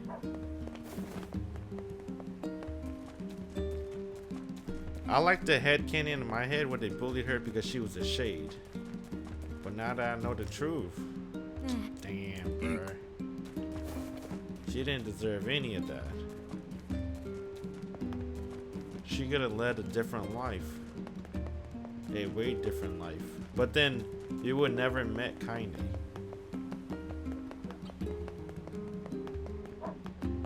Why were they so cold? It's not just it was everyone. That's fucked up. That's the fucked up part. Everybody. Just because she's a little bit different. Damn. That sucks. やあ、久しぶり。僕のこと覚えてるかな？ I remember you. Dang. If only I know your name. その赤いカバン、まさか海岸の町の喧嘩夫婦の？ああ、久しぶりだな。あれからずっと水路の整備をしていたんだけどね。I hope they get backstory to all the bosses. That would be tight. 仕事を認められて船頭を任せてもらったのさ。すごいじゃないか。おめでとう。ありがとう。まあ忙しくなった分妻との喧嘩は絶えないけどね。あ、船に乗って。行きたい場所を言ってくれればそこまで連れて行くよ。 Okay. That man's dead. I hope they explain why he died. And why that shade never killed the postman. What did postman did different that the other villagers didn't do? Why did the other villagers deserve to die? この洞窟の先に石の神殿があるよ。そしてその先に魔王の城。行くぞ。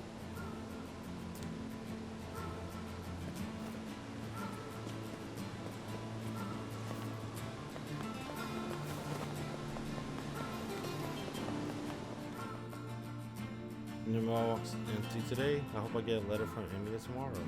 Man, ending A is pretty nice.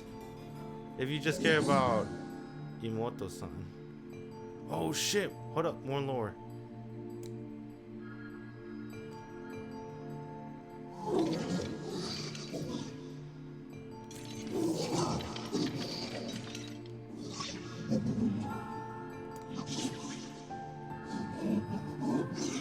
Damn, everyone has feelings. Oh yeah!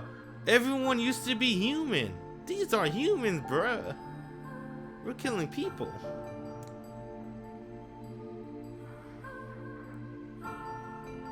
Damn.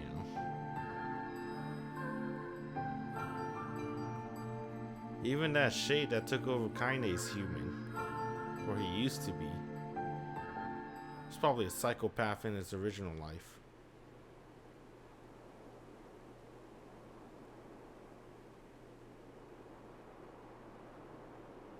Then the Mao Castle.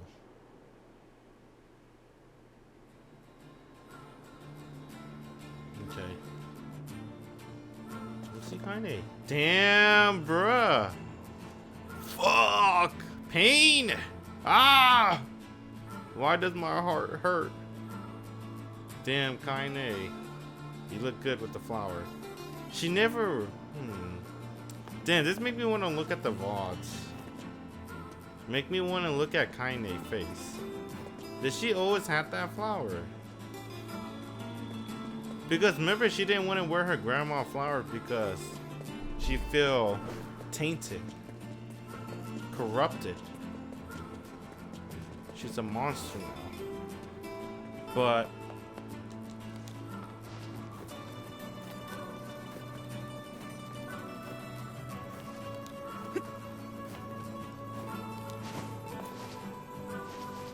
I wonder why she wears Onichan flower.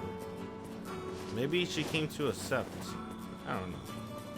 I don't know why she wear his flowers.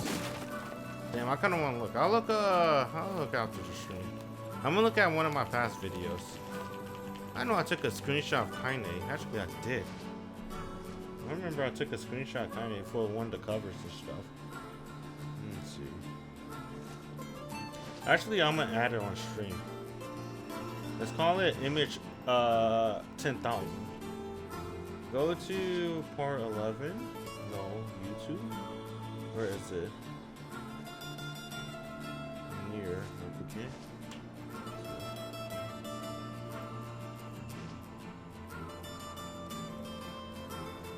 What is this? I can't tell. What was this? Oh, that's the wrong scene.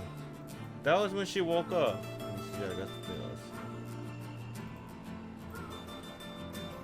How about this? We can't see shit.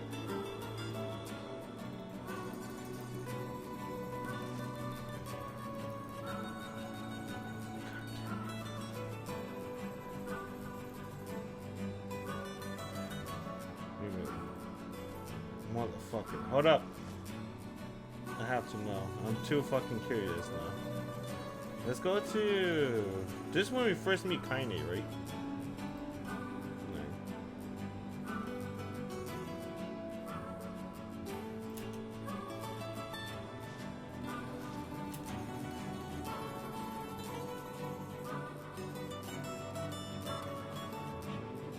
I'm looking at her. How you play this time too? Oh, look at that. She got that red stuff, bro.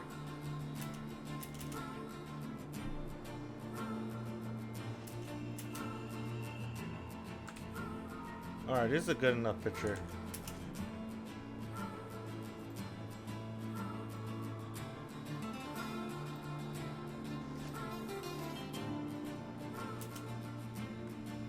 There we go. Take this.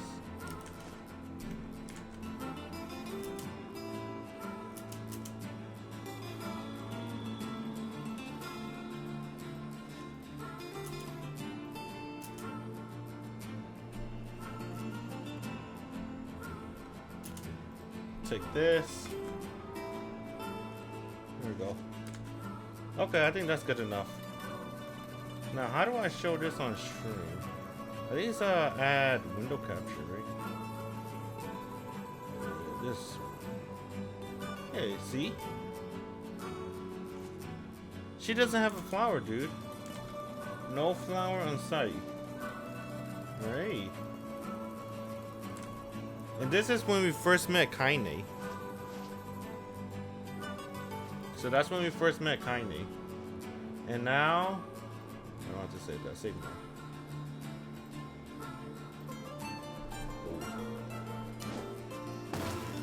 I gotta look at you, Kaine. Look at that. See, that's where her curse arm's at too.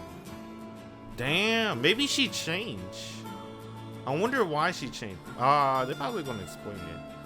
But the flower that she had from her grandma, she'll never wear it because she feel, you know, corrupted, tainted. She don't deserve to wear it. She don't deserve happiness. Damn, bro. But when Oni-chan gave her that flower, she was like, alright, I'll wear it. I wonder what made her change her mind. That's pretty cool. That's a cool little neat feature. I didn't know that. That's so sweet. Shit. They better tell me why. I don't want to make up these fan theories in my head, man. I don't want to believe them until they say it themselves.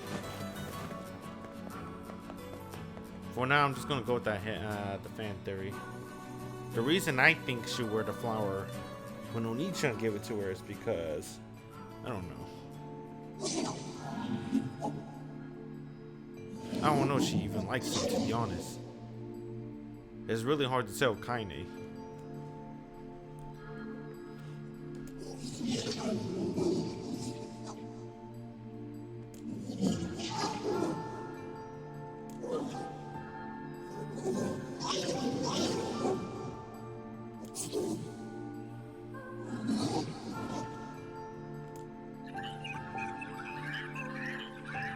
To make sure the right stuff is on the screen. That's pretty cool.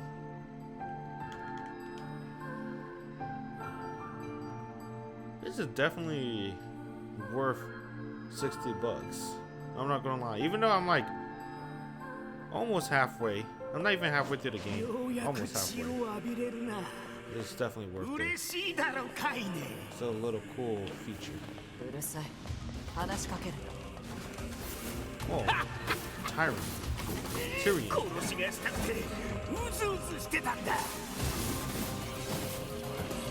Buff.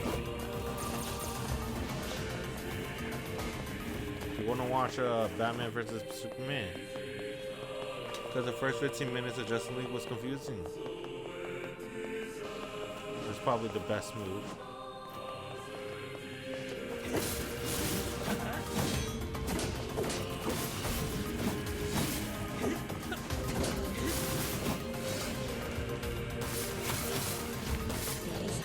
I can't think of a reason why Kaine will wear Oni-chan flower. I can only think of one reason. It's kind of bothering me. I hope they explain why. Kaine!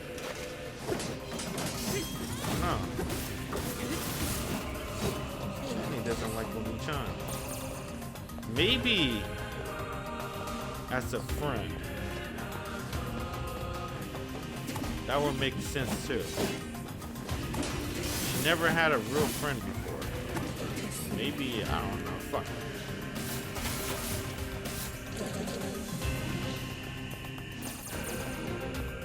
Wonder Woman now, just for the Gal Gadot. I heard something's happening with the Snyderverse. I think the Snyderverse is over. So the DC movie you're watching, I don't know what's going on with the Snyderverse. There's some big drama going on with the Snyderverse. But all I know is, dang, alright.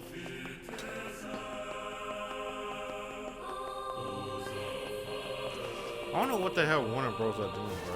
I heard a lot of bad stuff about Warner Bros too.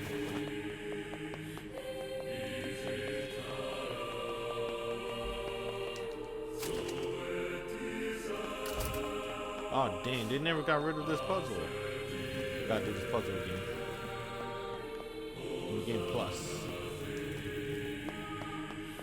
I might do more research though. I don't know why. On what's happening with the Snyderverse.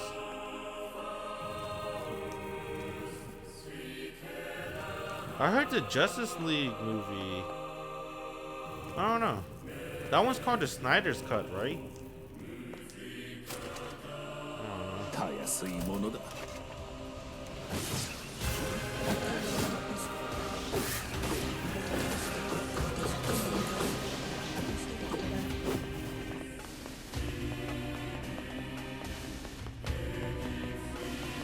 Yeah.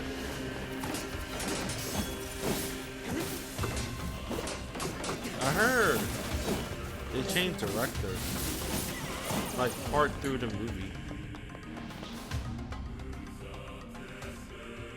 Yeah, I heard about that. Zack Snyder stopped working on the first Justice League movie in the middle because of his daughter's death, and then someone took over. And then there was like this whole big fiasco that Warner Bros. Is racist. I think it's because of Ray Fisher. I think that's me. They exposed him. And then because they exposed him, Warner Bros. Basically fired him. So that was the big drama. I don't know too much about it. But there was a lot of hashtag going on saying restore the Snyderverse. So I'm like, dang.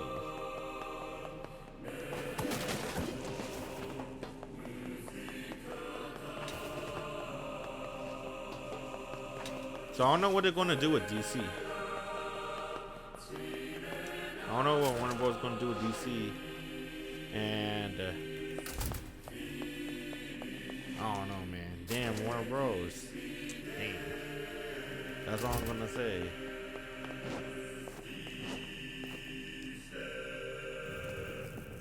It's because the next few DC movies won't be directed by Snyder. I wonder how's it gonna be like though.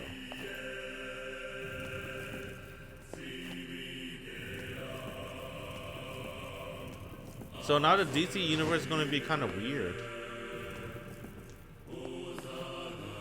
because of that.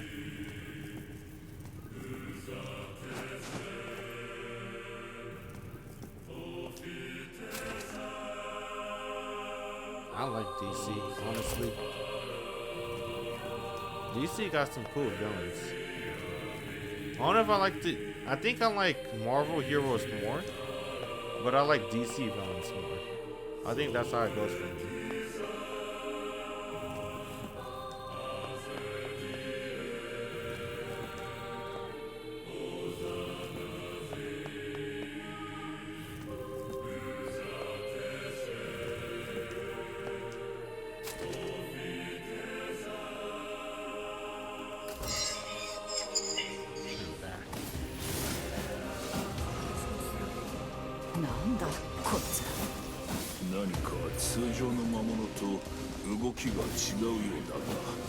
体の機能が完璧でない者たちか。そういえば聞いたことがある俯瞰全体の魔物が集まっている場所があるって。 Dang. Tyrion just gonna whisper sweet nothings in our ears. Aye.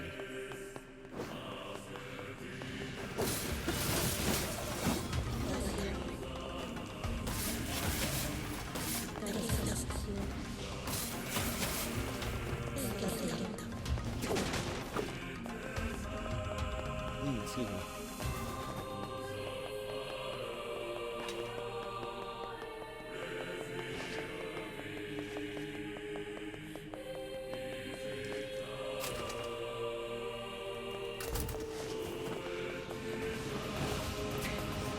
Uh-oh. That took out one. That's pretty good.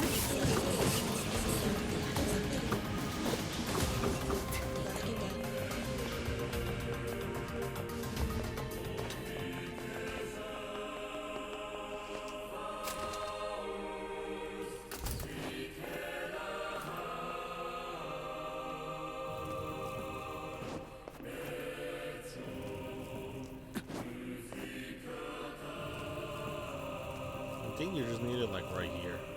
You don't need to go too far with it. Or you could just do this too.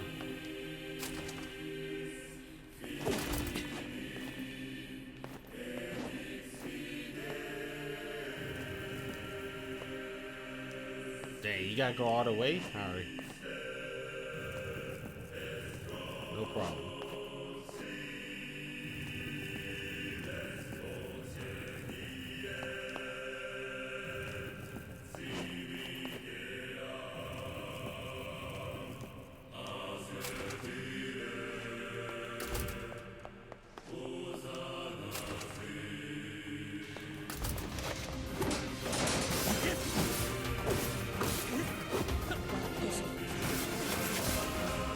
Dang, that shade does a black foot. Cool.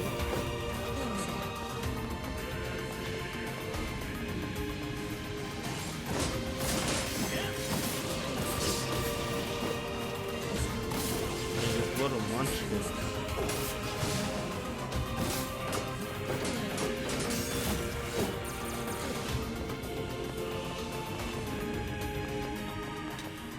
I don't know if enemy scaling with New Game Plus. I don't know if I want to go hard on New Game Plus. I don't know if enemy skeleton route game. But I'm seeing pretty strong. I always seem pretty strong with this weapon. I think I gotta upgrade it though for sure. Because what if they buff up the bosses?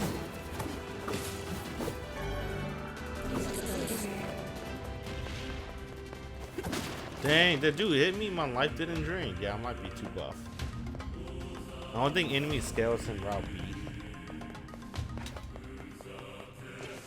I'll probably do. Let's check. I'm like, I don't know if I want to check this area anymore. I'm still surprised at myself because I'm missing like a weapon. I don't know why I'm missing it. That's weird. There might be some cool stuff though. Let's keep adventuring.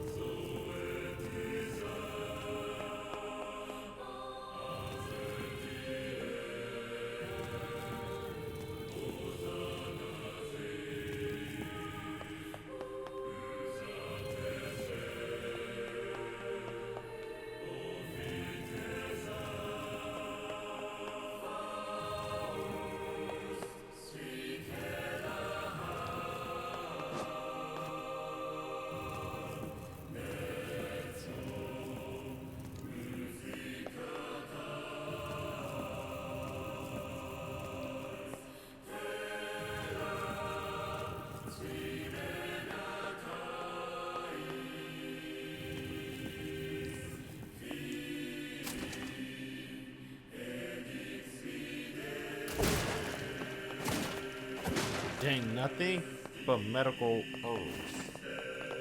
But that would be something cool. I don't know, Route B might have some new stuff. But it might be worth adventuring just a little bit. It won't be that bad.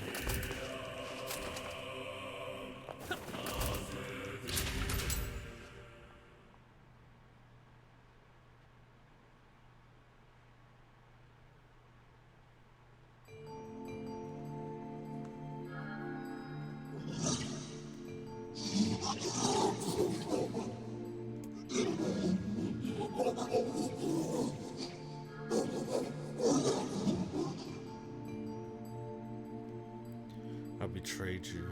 All because you were just salt. Just salt.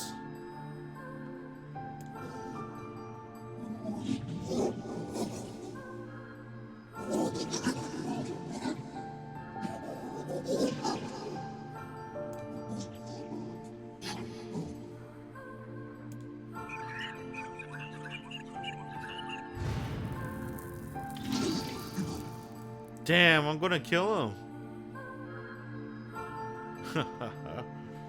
Hey man, you should have chose a different place to chill. Dude, Oni-chan's a murderer. He's killing all these shades. No discrimination. Oh wait, no, only discriminating shades. カイネ、エミール、今度から俺も野宿するよ。なぜですか？お前らだけ村に入れないなんて、やっぱりどう考えてもおかしい。不自然だ。抗議運動というわけですね。やめておけ。けど、このままじゃ俺の気持ちが。They kinda said no. では、その気持ちだけありがたくいただいておきます。エミール。Yeah, we こ got の a 大事な時期 mansion. に慣れない野宿で体調を崩したら大変ですから。Damn. それに僕、カイネさんと二人きりでする野宿、割と気に入ってるんで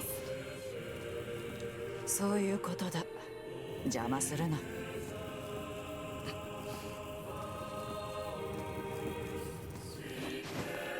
He is right, Emil. You wanna sleep in the rain, man? That would suck. Kaine is like immortal. Is she immortal? I can't even tell anymore, to be honest. I didn't know she was just a normal girl. Great. Yeah, she got like one quirk, but that's about it. She was a normal girl.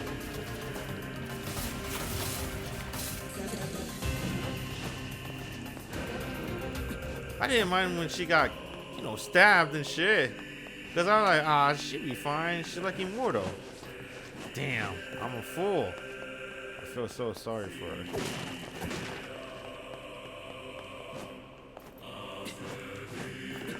Kaine is just a regular girl, bruh. Damn. I'm sorry, Kaine.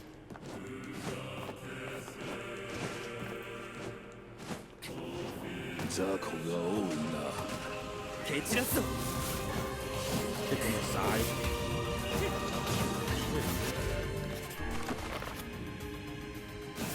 Did I get weapons? I saw kitchen knife.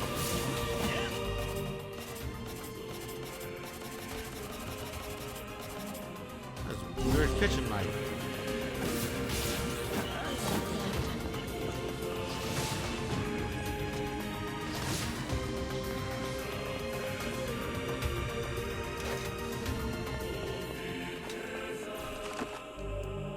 Damn, I gotta really pay attention while I save it. I can't just willy-nilly press X. I gotta make sure I press the right one. These save files are important.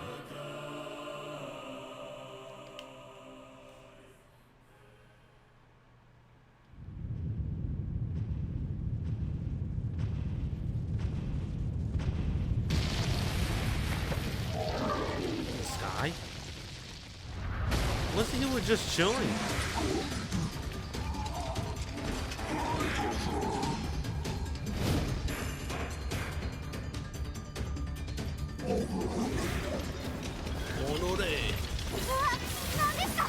Oh, he's fucking tough.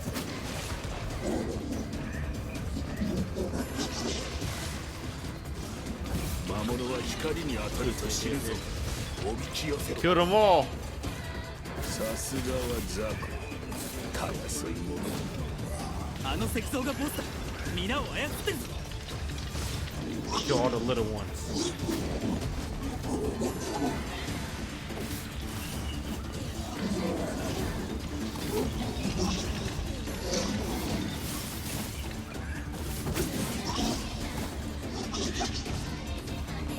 Stop hurting your friends.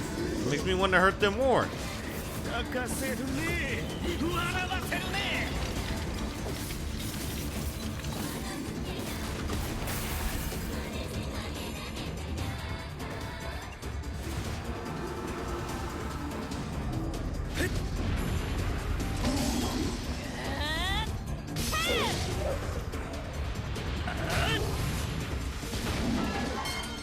やったか。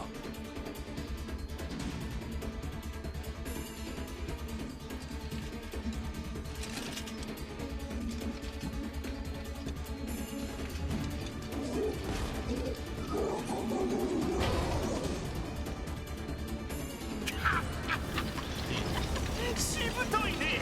あいつも頑張るね。くそくそ。おい、まさかあのでかいのに同情してるんじゃないだろ Damn, kinda can't understand him. 俺たちはもう引き返すことなんてできない。血を求めて殺戮に走るしかない。俺たちには戦いしかないんだ。そうだろう、カイ。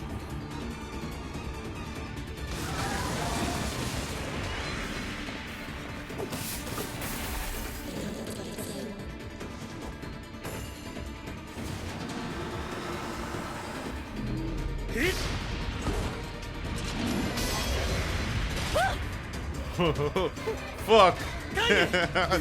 I'm sorry for laughing again. It just damn, bruh. How? You're standing at the wrong spot at the wrong time. 何やってるんだ。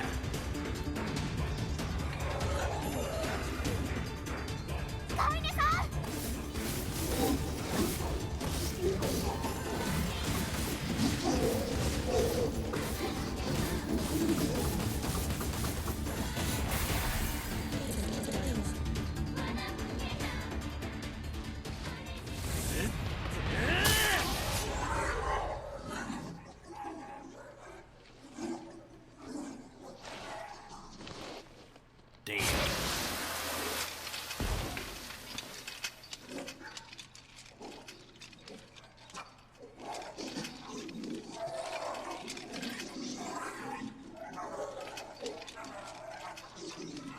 Doesn't even look at him. He dies. "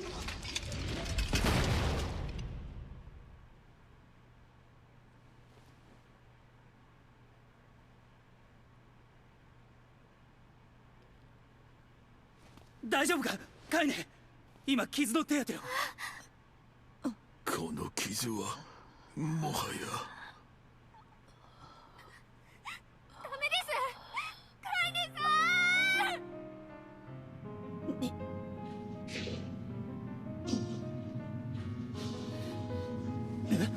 なんだこれは。カイネ、お前も終わりだよ。カイネさん。カイネさん。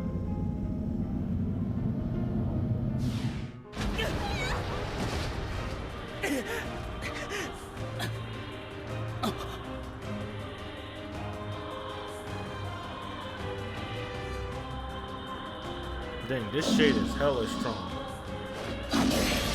He's the one that gave Kaine all this power. カイネさんの魔物が。叩き落とすしかないようカイネさん、正気に戻ってください。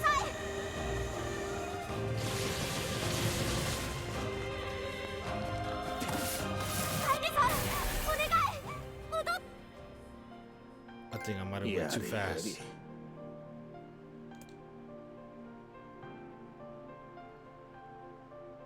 カイネさん。カイネさん。カイネ。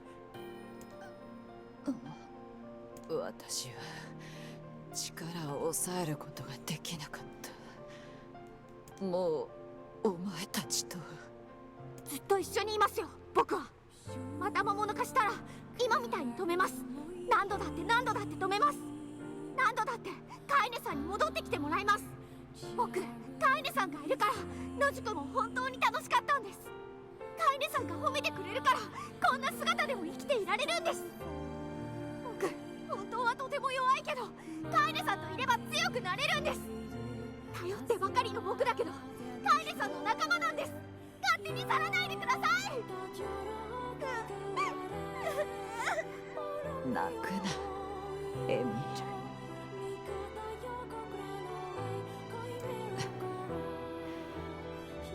ありがとう。もう大丈夫だ。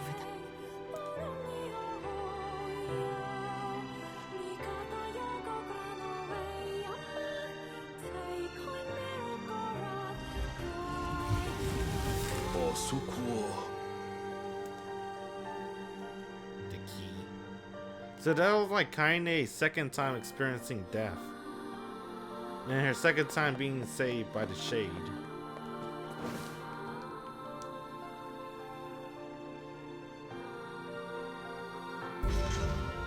これは何だ。さあ読めないな。使えぬやつだ。ポポルにでも聞いてみろ。 Come on, man. You can't even read it. And you're a 1,000-year-old book, man. I don't know how old is Oni-chan. Oh yeah, he's like 21. これは暗号。なんとかなりそうか。これは魔王の城への封印を解く鍵みたい。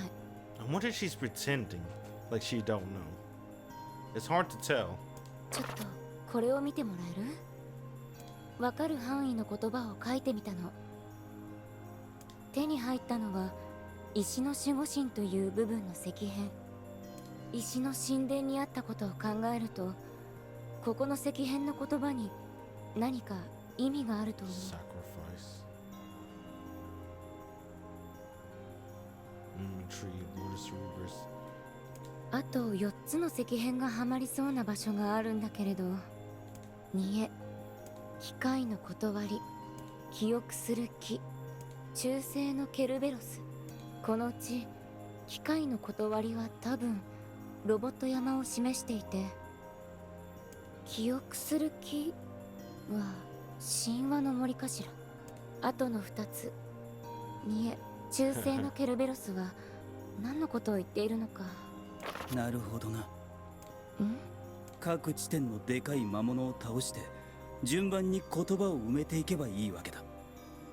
Yes. 手当たり次第に殺していくと。魔王の元に行くためだ。それに相手は魔物。 Damn, 構わないだろ。 they're all people though. けど危ないわ。さらわれたヨナの方が危険だ。でもヨナちゃんは。 I don't know if she's in danger. 生きてる。絶対に生きてる。 Damn, Popola know the truth. Yonah just chilling in the castle. Actually, she is in danger because her body's been taken over, right? By like past Yonah. Past Yonah took over her body because Yonah didn't have any memories. That's why she was so surprised that Oni-chan looks so different, and she looks different too. とりあえずロボット山と神話の森に行ってみます。分かった。気をつけてね。 Which one do we want to do first? カイネさんとエミール君のことなんだけど、本当は町の人も感謝しているの。ただ態度や主張をすぐに変えられる人は少ないわ。少し時間をちょうだい。私も努力してみるから。はい。 Dang. I feel sorry for Kaine. I always thought she was invincible. That's what I had in my head. She's not. I don't know what was going through her mind.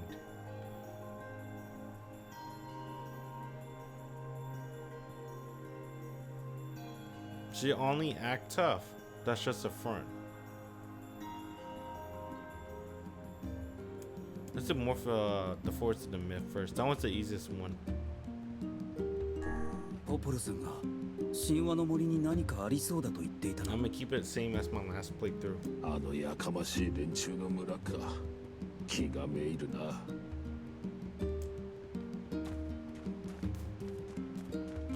Force of the Myth. Dang, that's gonna be another reading. I wonder if I want to skip too. Because there might be new lore. For the Force of the Myth one, I'll press X real fast. I won't skip. Unless I die. I wish it was like a visual novel where you skip automatic, but you don't skip the scenes you've never seen before. This game is basically a visual novel. The way it's structured. Not a lot of people know that. But this is basically a visual novel that's also a video game. If you think about it, because this game has routes, like a visual novel. There's ending A, B, C, D, E, right? The original canon ending was D. I don't know what E is. E is like, you can think of it as like Little Buster and Little Buster EX, right? The 3 extra routes, the 3 EX routes. This is NieR Replicant EX. They have ending E, the new route. I hate that makes me walk sometimes. I don't know why. Let me see. What's my point? Oh yeah, this is basically a visual novel, cause you basically have to replay the game, but the more you unlock, right? Let's see. The more you beat the game, the more scenes are added. You can think of it as Fate Stay Night visual novel. You can only do the Fate route. You have to do the Fate route first. You have to do ending A first. If you unlock the Fate route, you unlock Unlimited Blade Work. You unlock ending B. You beat both the Fate route and Unlimited Blade Works. You got Heaven Fill. That's ending C. And then this game have ending D and then E. So it's kind of like that. So it's like a visual novel. That's what I see in my eyes. This game is a visual novel. A visual novel that also is a game. It's pretty cool.